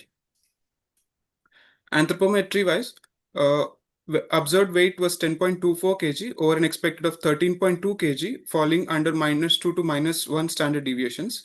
Height observed was 81.5 centimeters over an expected of 93.4 centimeters, falling less than -3 standard deviations. Weight for height observed was 10.24 kg, expected was 10.9 kg, falling between -1 standard deviation to median. Mid-arm circumference was 15 centimeters, that was normal. Head circumference was 47.5 centimeters over an expected of 49.1 centimeter, falling under -1 standard deviation to median.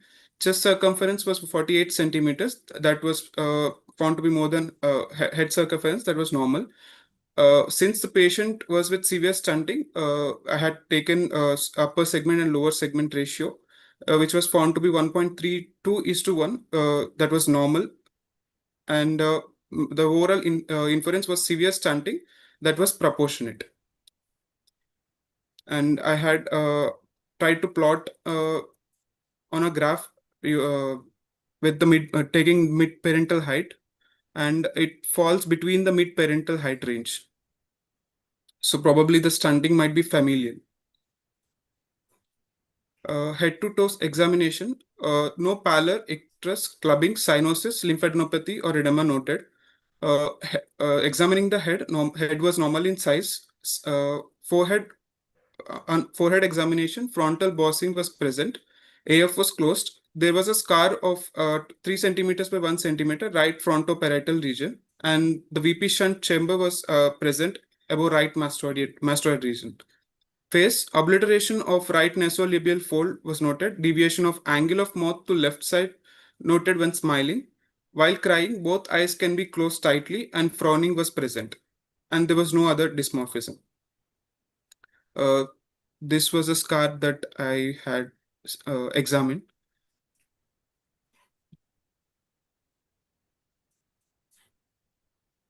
As we can see, there is a deviation of angle of mouth to the left side, indicating there is right-sided weakness. And this is the VP shunting that was present over the right mastoid. Rest of the head-to-toe examination, neck was normal with no lymphadenopathy, chest normal. On abdomen, there was shunt scar present on right hypochondrium. In upper limb and lower limbs, there was decreased movements on right upper limb and lower limb noted. Genitals were normal, no neurocutaneous markers noted. This was the abdominal scar that was noted.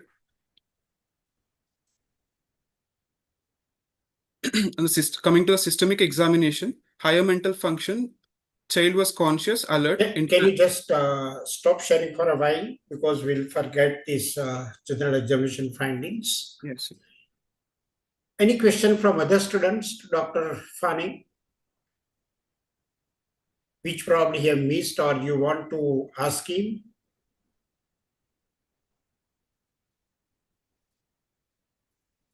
Any comment? Because from the exam point of view, we should be prepared. Number one, whether, Dr. Fani, have you taken the height or length of this baby? Height of the patient, sir. Child is able to stand? But sir, he was able to stand with support, sir. And what is the age of the child at present? At present, 2 years, 8 months, sir. Okay. Better, I would say, to go for the length in this baby or both. Okay, but you are able to take, because height may not be reliable, number one. Second, in the growth chart, please never make it the only dot. Don't make the circle around the dot. Yes. Because in plotting, that is also very important, which people will take note of it. Then second thing, what is your idea? Is the chest circumference important at this age? At this age, your child is about 2.5 or almost around 3 years old. What is, in other way, if I ask you, yes, what is at what particular age chest circumference is important and how it helps you? Sir, in less than 5 years of age, if you're looking for any malnourishment, we have to check for the chest circumference. Okay. Anybody? So, development of the brain, increasing head size, neuronal CNS development, further we can look, and any hydrocephalus. Number one, Dr. Shiva, direct question. Yes, Dr. Hardy has put very good. Up to what age chest circumference is important and how it helps you? Dr. Hardy, you can take it further. I will say your answer is right. Up to the 9 months to 1 year, it will be important. Dr. Hardy, how the chest circumference helps during this age? Initially at birth, head circumference is larger than chest circumference, which Right. equalizes at 9 months to 1 year. Very good. Then what happens? And then the chest circumference would be more than head circumference. And suppose, as you said, for 9 months to 1 year, head will be larger than the chest circumference. Am I right? Sir, it would equalize at that age. Suppose 6 months old child, 7 months old child. During that age, what will be the, I will say, proportion between these two parameters? Sir, head circumference would be more than. Right. But suppose if some child head is small, then what will be my interpretation? So we would look for microcephaly That is and the point. That is investigate the further. point. You know, from 9 months to birth, usually at the, very rightly she said, at the time of birth and even the infancy, head circumference is more than the chest circumference. Usually they become the equal at 9 months to 1 year. And then the chest will be progressing to the head.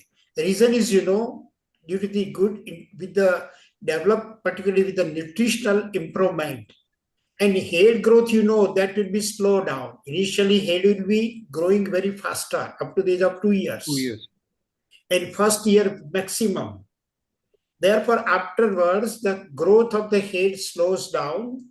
With the improvement of nutrition, chest circumference is improving. And therefore, we'll have to measure and go for the proportion. But usually, after 9 months to 1 year, beyond that, there is no much, I will say, importance of the chest circumference. That's the point which we should know. Anyway, I think now you can, because I'm looking at the time also, you can go for the CNS examination. Then again, we'll be back to discussion.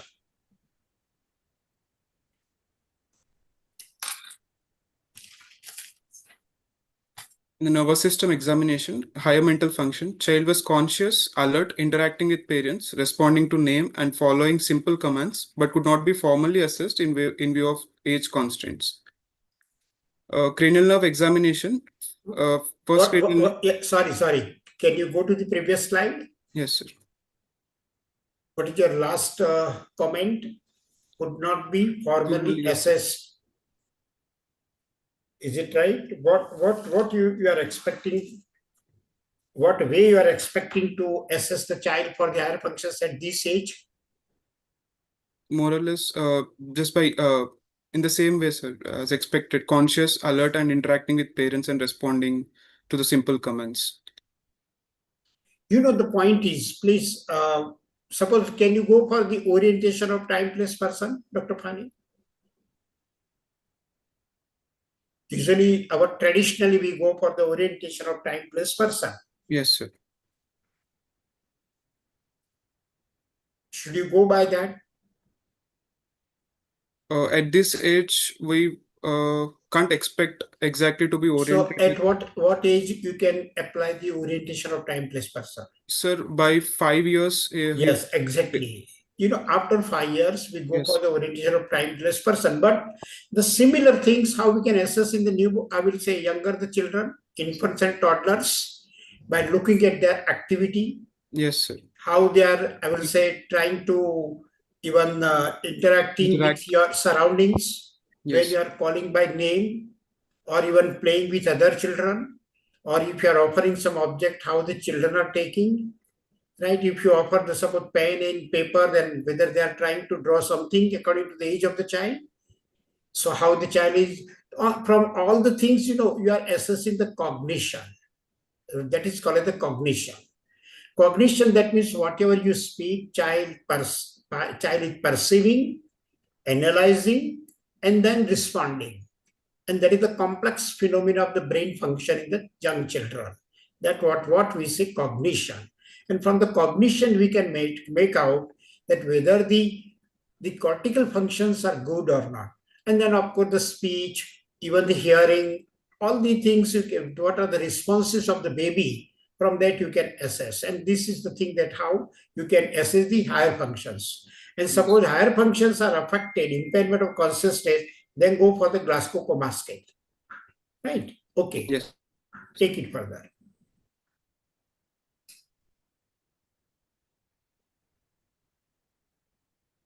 Cranial nerve examination. First cranial nerve wasn't able to assess due to age limitation. Second cranial nerve, pupils were bilaterally normal in size, equally reactive to light. Direct and indirect light reflex was normal.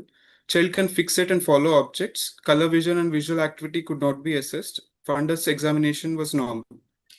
And third, fourth, and sixth, no What, ptosis. what are the points, particularly for the assessment of second nerve, optic nerve? Please remember the 4 points. What are the 4 points? Acuity of vision, Yes. field of vision, color vision, and fundus. Yes, sir. These are the 4 points you should check it. So, okay, you have done it. Then third, fourth, sixth. No ptosis or squint noted. Extraocular movements appears to be normal in all directions. Good. Fifth cranial nerve, facial sensation appears to be normal with adequate chewing and jaw movements, and corneal reflex was bilaterally present. Right. Seventh cranial nerve, there was obliteration of nasolabial fold on the right side. Facial asymmetry is seen with deviation of angle of mouth to left side when smiling. While crying, both eyes can be closed tightly, and there was forehead frowning present. When you examined for the 7th, was it convincing to you with a clearly facial nerve palsy? I think Yes, when sir. you were showing the picture, the nasolabial fold was not much, I will say, if you compare both sides, not affected much on the right side.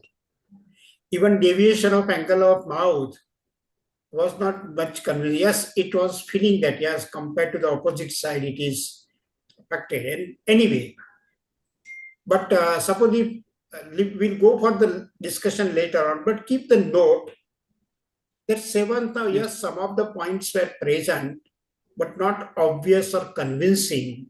And what is the reason or explanation for that? That we'll discuss later on. Take it further. Eighth nerve responds to auditory stimuli and turns head to sound, hence appears to be grossly normal, and there was no nystagmus. 9th and 10th, no pooling of secretions noted. Gag reflex was present. Swallowing is normal with no feeding difficulties. Right. Spinal accessory, no persistent head tilt is noted. Neck movements appear to be normal. Hypoglossal, no tongue deviation noted. No fasciculations or atrophies. Very good. I think this is a good presentation of the cranial nerves. Everybody should keep in mind. Good. Take it further. Motor system examination. Muzzle, coming to the muzzle bulk of muzzle was bilaterally normal, and there was no wasting noted. Coming to tone of muscles, in right upper limb and lower limb, there was a significant spasticity noted, while on the left side, it was normal.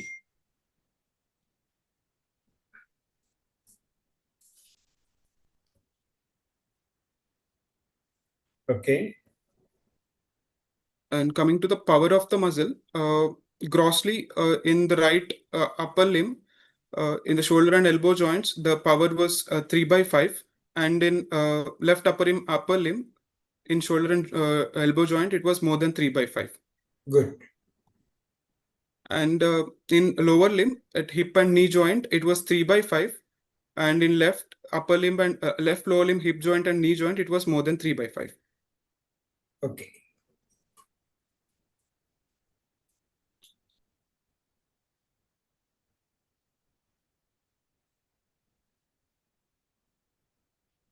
Coming to the reflexes, in deep turn down reflex, biceps and triceps were +2 on both right and left side. And in lower limbs, knee and ankle jerks were +3 on the right side, and on left side it was +2. And there was no patellar or ankle clonus noted.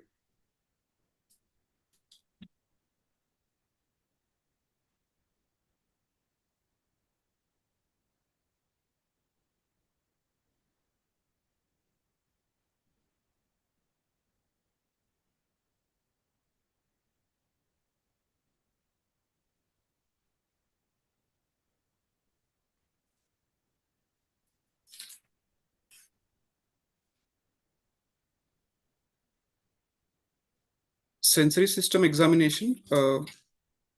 Coming to sensation, light touch and pain was intact. Rest of the sensations were not able to be assessed due to the age constraints. Right. Cerebral function tests, no definitive cerebellar signs could be elicited. And meningeal signs, there were no signs of meningeal irritation noted.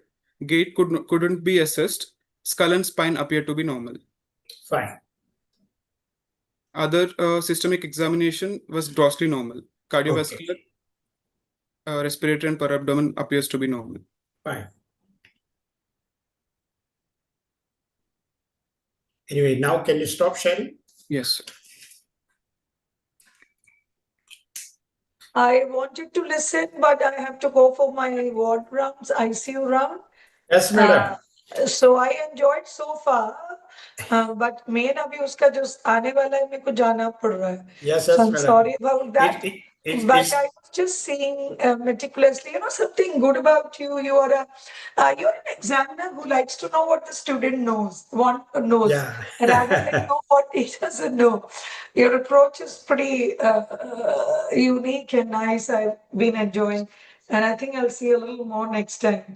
But this is your second case which is going on. First cardiac था ना? Yes. CNS case. हाँ, पहले वाला तो दूसरा था ना? एक केस स्टार्ट करा. Today we have taken only one. Today we have taken only one case. Okay, one case, because I thought he started with this thing and then tomorrow was CNS, VNS अच्छा था, and I love the way you showed your clonus and all. Yeah. Good. Chalo, catch up. I enjoyed it, and because I love CNS, it looks like maths. Yes, and absolutely. So it's great fun. Absolutely, But I'll do madam. some rounds and come back. Good, funny, nice. Thank you so much. Thank you, madam. At least your presence makes a difference, and we note it. Anyway, so other students, what are the CNS findings? You summarize in this short and try to draw the conclusion. Who will do it? I want the voluntary participation. Yes? Anybody? Dr. Hardi, would you like to do it? Summary of the, in short, summary of the positive findings of CNS examination, what he narrated to us. Somebody wants to know, yes, Dr. Vishnu Kadam, sunset sign, is it there, Dr. Fani? No, sir, no sunset sign. Okay. Somebody has put even the crackpot sign or Messavan sign also. That also, it was also not present. Okay. Should you, what this Messavan sign is there? Sir, to check for hydrocephalus. How will you do it? Sir, McEwen sign, we have to tap on the parietal region. Right. And, we'll look for a crackpot sound that we observe. How I will able to listen? With a stethoscope, sir. With a. So exactly somebody asking you. I think here we know that online discussion, but in the exam they are going to ask you for the demonstration. Yes, sir. So we should know. Usually crackpot, you know that on one side you will tap it. Yes, sir. On the other side, we you will put the stethoscope. Diaphragm and of the whatever the stethoscope. sound it produces, you will try to listen. Yes. Usually the sound is like crackpot. Yes. But I think in this child, up to what is you can assess the crackpot sign or the Messavan sign. You know, the pronunciation is Messavan. How this Messavan sign will be, at what particular age it is important for interpretation of hydrocephalus or the crackpot sign? Sir, I'd say until 1 year, 6 months, 1.5 years. Until then, the sutures will be open until and the anterior frontal and Dr. Kamlesh Arya is the senior practicing pediatrician. He is answering. You know, please remember that before the age of 2 years, even physiologically, AFE may be open, not closed. We are expecting at 18 months, maybe up to 2 years. And therefore, up to age of 2 years, otherwise also sutures will be open. So there is no point of, I will say, elicitation of the Messavan sign. After 2 years, when we are expecting that AF is closed, sutures are closed, and if you are doing this test and still if you are getting the crackpot, then you can understand that this is the sign of raised intracranial pressure, particularly the hydrocephalus. Right. But up to what age it can be done? Whether in the adults it can be done? That means Messavan sign should be performed after the age of 2 years. That is the one point. Let me make that clear. Second point, up to what age after 2 years you can do? Whether in the adults can you try to elicit this crackpot sign? And will it be present with the raised intracranial pressure? Anybody? This question is going to be asked in the exam if suppose somebody takes demonstration of crackpot sign or Mesevan sign, the question is going to be there. Dr. Hardi, what is your answer? Up to what age Mesevan sign or crackpot sign is elicitable in a case of raised intracranial pressure? Sir, up to 5 to 7 years of age. 5 to 7 years. Why? You are trying to guess or you know? Hardi, what is your frank answer? I don't know. Anybody? Dr. Shiva? Please let me answer and remember. Even many books have also not answered it. Crackpot sign can be elicitable or elicited in a case of raised intracranial pressure from 2 years to 18 years. As I explained that before 2 years, suture should be open.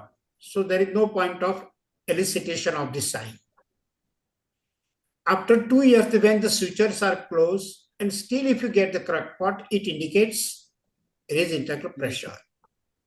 Up to 18 years, what happens that sutures are closed, but they are membranous closed. They are not osseous closing. And therefore, when the intracranial pressure increases, even they can be separated by their own with the raised pressure.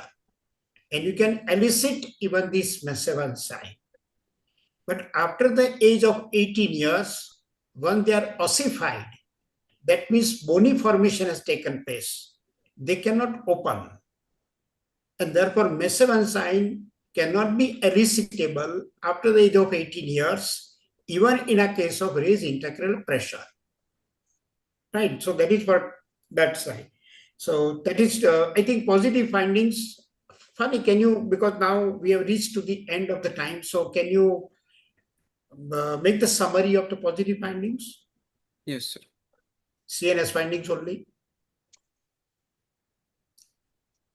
without sharing the PPT, without sharing. Okay, sir. Please stop sharing.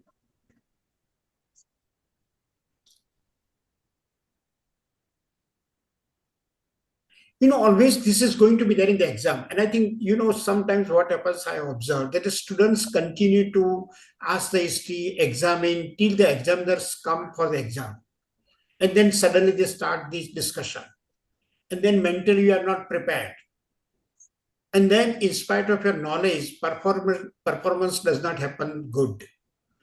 So always spare some time, write down the positive findings on the paper, try to understand that what is the likely site of lesion, how I will explain if somebody is asking in the exam. Some signs, suppose not explainable, try to find out the solution or explanation. Suppose no explanation, you can say that I don't know, but sign is present. That will be the good answer. Examiners will appreciate you. So here I think just to save the time, if you go for summary of the positive findings on CNS examination, that higher functions at present seems to be within the normal range. Yes. Cranial nerve 7th nerve, right side, upper motor neuron type of lesion. Paresis is there. Am I right? Yes, sir. Funny, Right. I think you can correct it if suppose something I'm missing. Sir, On left the upper motor neuron phase. upper motor neuron paresis. And the motor system examination, that there is Yes, the right side is involved only. There is And right there is upper lip. there is the hypertonia. Yes, sir. Power is affected. Deep tendon reflexes are exaggerated. Right. Plantar, Yes, I'm sir. not sure whether did you Yes. mention the plantar? Yes, sir. Plantar, I have shown it in the video. It was upwards, sir. Plantar Okay. So plantar extensor, you can say. Yes, sir. Sensory system, whatever we could perceive within normal limits. Yes, sir. Signs of meningeal irritation, cerebral signs, and other signs were absent. Yes. Skull, already it had been described that shunt is there. You can see even the sides, right? AF is closed, spine normal, gait could not be assessed in this patient. Now, if you come to the conclusion, anatomical lesion, what is the anatomical lesion? Let me, I will say, go to the other students. Akshita, I hope that you were there during CNS examination. Yes, sir. So what is your, I will say, inference? Already we discussed that CNS shows examination that right-sided hemiparesis or weakness is there with the right-sided facial palsy, upper motor neuron type of lesion. Then what is the, I will say, site of lesion? Anatomy. Always try to answer the anatomy. So, since the child is having spasticity along with the 3+ reflexes and Babinski positive, sir, Right. it suggests that the lesion is beyond the bulb. Sir, it is involving cerebral cortex, sir. Okay. You know, always. Sir, one thing I'm not clear of that how a raised ICT can present only with the feature of unilateral sides, sir. It must be involving bilaterally. So this Raised this hemiparesis, do you expect due to the hydrocephalus, Akshita? No, sir. Then what is your explanation for the hemiparesis with the right facial palsy? Sir, for that I am, sir, could something focal involvement, sir. What is the anatomy? That's why I'm asking. Which I will remind you the anatomy. Usually, Yes, in what way we are thinking that number one is the cortex, number two the subcortical area or corona radiata. Later on comes the internal capsule. In internal capsule, anterior horn, genu and posterior horn. Later you go for the midbrain. In midbrain also the various parts will have to go. For this even the pons, medulla, right? Later on you will have to go for the spinal cord. And spinal cord also different parts. Now the involvement of each part of the brain is having the very specific characteristic. Here suppose Dr. Akshita, if you focus that the right-sided hemiparesis with right side upper motor neuron type of facial paresis, then what should be the site of lesion? Sir, internal capsule, probably internal capsule as Very it good. is dense Because hemiparesis. exactly. Reason is, you know, the pyramidal tract fibers are very compact over here. And even facial nerve nucleus is just nearby. And therefore, this is the most common site to involve. Now, if it is commonly involved, what is the likely cause for this internal capsule? That means what is the possible pathology? Possible pathology? It's like mathematics, what Dr. Neelam Madam was talking. Absolutely. Even I will say we are trained with before the MRI. Now, what we discuss clinically, I think MRI should show it. Certainly, we can challenge even.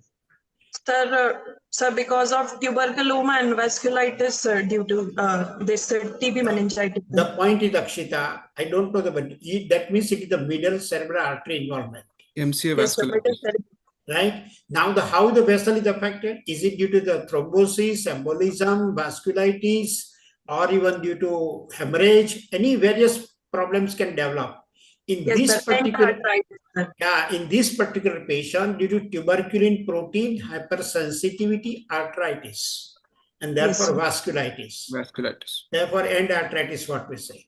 So we can say that because we are thinking for the tuberculosis or the middle cerebral artery vasculitis, and therefore it has caused this right-sided hemiparesis with facial palsy. Second thing, how this development is affected. What does it indicate?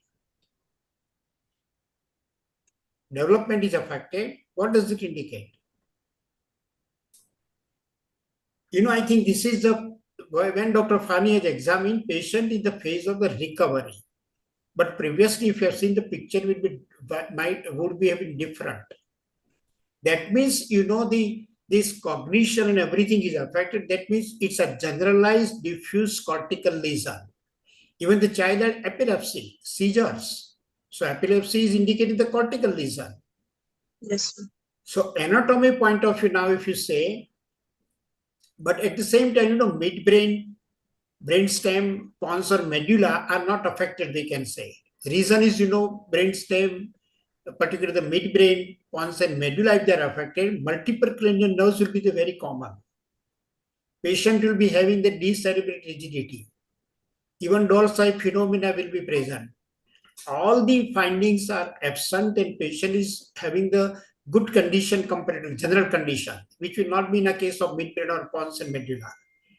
Therefore, we can make the comment that anatomically it's a diffuse, generalized cortical lesion, and therefore meningoencephalitis with involvement of, I will say, internal capsule, likely due to the middle cerebral artery involvement. Pathology should be likely the possibility of vasculitis.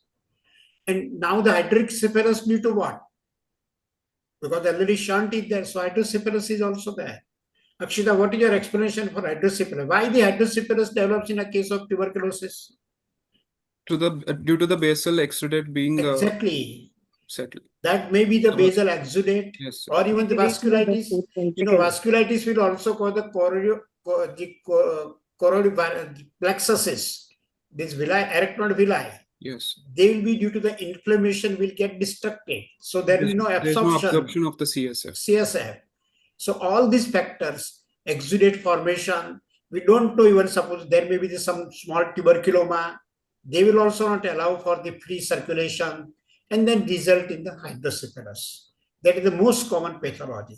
So I think now if you see in this patient as a whole, anatomy point of view, generalized diffuse cortical lesion, with even the internal capsule involvement, likely due to the middle cerebral artery vasculitis, and with even the sequelae in the form of the basal exudate or arachnoid villi involvement, there is the development of the hydrocephalus with even the shunt already may be put for, and likely that after the shunt, patient will go for the recovery. Why in the tuberculous meningoencephalitis, many a times after shunt, patient shows recovery? Anybody? Sometimes in spite of a right diagnosis, right treatments, even steroids, patient may not improve with the use hydrocephalus.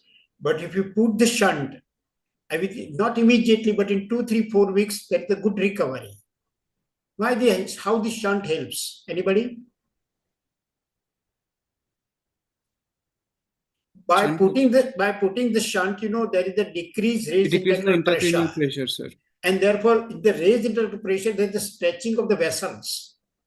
Due to the stretching of the vessels, there is no proper perfusion.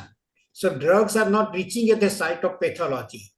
Once you put the shunt, intracranial pressure decreases, stretching of the vessel decreases, perfusion improves, and drugs even the reaching to the site of pathology, and even there is the improvement of perfusion leads to the good recovery. So this is most common pathology, which even there are not many. This is a very good case, I will say, for the exam point of view, not good for the patient, but for our learning. And probably if you have learned, we can help the patient a different way.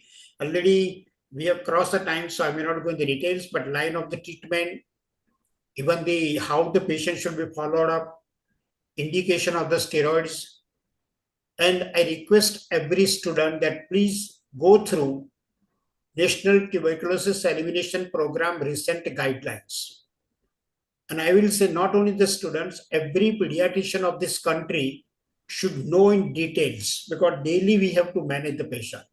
Dr. Phani, you have any investigations? You have presentation? Sir, previous investigations weren't available with me, sir. Okay. If you have any discussion, suppose any presentation, if you don't have the presentation, no problem. No other investigations. Okay, then I think it's a good thing. I will say that what you are expecting, suppose if you go for radio imaging in this patient, whether would you like to go for the CT scan or MRI? You know, discussion will start from this. Because already we clinically diagnosed that it is a likely tuberculosis, CNS tuberculosis, meningoencephalitis with middle cerebral artery involvement, vasculitis, and even the development of hydrocephalus. This is our clinical interpretation. Now, having this clinical diagnosis, if you go for the radio imaging, what you will do? CT scan or MRI, and what is the justification? Sir, MRI will be the better choice. Why? You'll have to explain. It is more sensitive to look for vasculitis and any residual damage that has actually done. What damage you will get in MRI? Yes, your point is right. Please, Yes. I want more details because you are able to answer. Due to the if at all there is any tuberculoma that has formed before and that has done damage to the brain parenchyma. For tuberculoma, what is better, CT scan or MRI? Yes, sir. Sorry. For tuberculoma, CT scan only. Because you are guiding me. Yes. It happens in the exam also, no problem. You know, the point is, we should know the pros and cons of every radio imaging. Yes. And in a given situation, that is your suspected condition, which one will be better? Even, we'll have to go for various things. Availability of that investigation, even the cost of that investigation. Even suppose it requires some pre-medication or something, then also we'll have to think. Then even the complications of the, suppose the CT scan, it requires more of the radiation. So we are afraid of it. So all the points we'll have to consider. But in this tuberculous meningoencephalitis, as you said, MRI with contrast is better. Reason is, it will be able to, I will say, show the various pathological conditions on CNS radio imaging. Like, you can say vasculitis can be predicted nicely with even the MRI. Second, even the infarcts, and endarteritis will cause the infarct. Infarct can be very nicely appreciated because it's a deep structure problem with, again, this particularly the MRI. Even suppose the hydrocephalus, even the exudate formation, even the inflammatory process of meningoencephalitis, all the points will be able to nicely appreciable in a case of MRI with contrast. CT scan, particularly the tuberculoma or even the hydrocephalus, yes, it can be done. But I think as a whole in this patient, that would be better. Yes. Treatment point of view, we should know the drug doses of all the drug, indication of the steroids, duration, even the follow-up of the patient. And I think this is due to the now constraint of the time, we'll have to end over here. But these points which I am drawing your attention from the exam point of view, which always you should keep in mind. Yes. One more investigation in this patient with any, I will say anywhere in the tuberculosis we have diagnosed, one more investigation is very important, which we should not miss it. Which one? In this particular patient, sir, like as a whole, any patient with the tuberculosis. Suppose I diagnose even the tuberculosis, pulmonary tuberculosis, CNS tuberculosis, anywhere tuberculosis. One more as Dr. Kamlesh Arya as a gene expert here, that is for confirmation. But Dr. Kamlesh, yes, Dr. Hardy has put HIV. Any patient with the diagnosis of tuberculosis always exclude HIV. And any patient, if you diagnose HIV, check for the tuberculosis. This is dictum.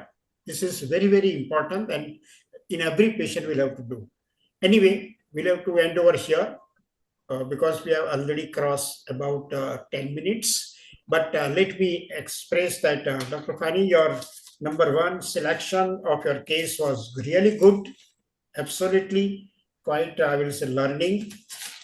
Thank you, and sir. even your way of presentation was also good. Even let me appreciate your mentors, Dr. Nawaz Patel and Dr. Manish Rasania, the very senior pediatrician. I know him since many years. And even the good case, I'm sure these type of the cases, particularly from the exam, but not, I will say, limit to the exam. Certainly, it will be very useful in our daily practice also. Lot many, I will say, points will be helpful in our daily practice. And I can see even so many friends are now taking the interest, even senior practicing pediatricians. I know probably at the cost of their even the practice, they are present over here. Even Dr. Alok Gupta, I know, quite senior pediatrician from Jaipur. It shows that he is interested at least to participate in the discussion. And that's the thing that how all of us, these are, I will say, motivating factors for us. They don't need the learning, but probably that presence motivates to the students and to IAP and to all of us. I know Dr. Kamlesh Arya is quite senior pediatrician in Mumbai, and almost he requests me even to send the link every time. that indicates that he's interested in discussing, learning this. And every time all of us are learning. So many senior friend, Dr. Sandeep Trivedi from IDAR, our Yogesh Vai, every time, and even so that's why I think what Madam said, Dr. Neelam Mohan, our president, that students should not miss it. Should not miss it. The reason is, as your basics are clear, your understanding is having the very good clarity, please come out from these that CTMR or the ECO will give the answer. Even AI probably, yes, we can utilize this modern technology, but it does not mean that it is the final answer. Final answer is going to be with the, I will say, master clinician only. And it is going to be the certain even in spite of the advanced technology. That's what. And these type of the discussions are certainly not only for the presenter or the participants, but all the teachers, senior, juniors, everybody is learning. To be very frank, somebody is asking me that why you are taking this much time or interest. To be very frank, I'm really interested. My interest is there, and interest is to learn. Unless I participate for this type of discussion, we cannot learn. So, to every student, as Madam Neelam Mohan has requested, please circulate this flyer, motivate your friends. Present, I will say on the screen is a large number. Not, I will say just present, but keep the video on. Even discuss with your whatever your comment. And don't hesitate for the answer. Your answer may be wrong. And every time, even as a teachers, we are also not right. Many times it happens so. But certainly that all of us are learning. And if you continue in a long way, it is going to be the rewarding. With this remark, again, I appreciate Dr. Fani, his mentors, Dr. Nawaz Patel and Dr. Manish Sania, all the students, those who participated very nicely, but some of them really vocal, Dr. Shiva, Dr. Akshita, Dr. Hardi, and this indicator, and I request other students to participate in the future. And of course, we understand that how much the other friends are taking pain. Dr. Arif, every time managing all of us, the whole team, Dr. Sandeep, Dr. Yogesh Bhai, and everybody, even our president, even in spite of, we understand that in spite of her lot many assignments with the IAP and even her practice and everything, but she at least encourages us, remains present, participates even in our this type of the sessions. Our secretary also at least starts in its initiation of the discussion. So I think all the friends are present and their role is major. Thank you very much, all of you, and over to you, Dr. Arif. Next Tuesday again at 6 o'clock we'll be there with some new case. Thank you, sir. Also, we are going to conducting e-Gurukul on every Thursday at 9 p.m. So all the students are requested to maybe present. We are sending the link in the group also. Yes, Dr. Sandeep, let me announce over here all the students that this Thursday, after I will say day after tomorrow, we are going to have the OSCE on the CNS. Yes. And please don't miss it. I'm sure that all of us will learn. And from every session, that OSCE will, I will say, not just question, lot many things, even to the practitioners also. So what Dr. Sandeep is saying, every Thursday, please don't miss it. And even on the contrary, I tell all my students that whoever is discussing, never miss this. We are putting the link on the Insta and Facebook also. You can see on the Facebook and each and every group, we are sending the links and flyer also on Thursday. So kindly attend this program and requesting to your teachers to put the links and flyer various groups. Group also. So more and more students, because of we are learning, sir, from you each and every time and each and every lecture. We are gaining our knowledge and we apply that into the patient, sir. Thank you very much, sir. And we are always be student of you, sir. Thank you, sir. Anyway, we'll end over here, Dr. Arif, with your permission. Is it right? Hello? Thank you. Arif, we end over here. Is it right? Hello, sir. Can you hear me? Yeah. You are audible. So today's session is over, sir. Yeah. Thank you very So much, I am all very- of you, and good night. Next Okay. Tuesday, Thank please you, sir. be Thank you, prepared. Baldev, Come sir. with the preparations. Yeah. Yeah. Thank you, Baldev, sir. Dr. Fani, Dr. Manish, Dr. Nawaz. Thank you for the participation. Thank you. Thank you. Thank you so much, sir. Good night. Thank you for the Thank you, opportunity. sir. Good night.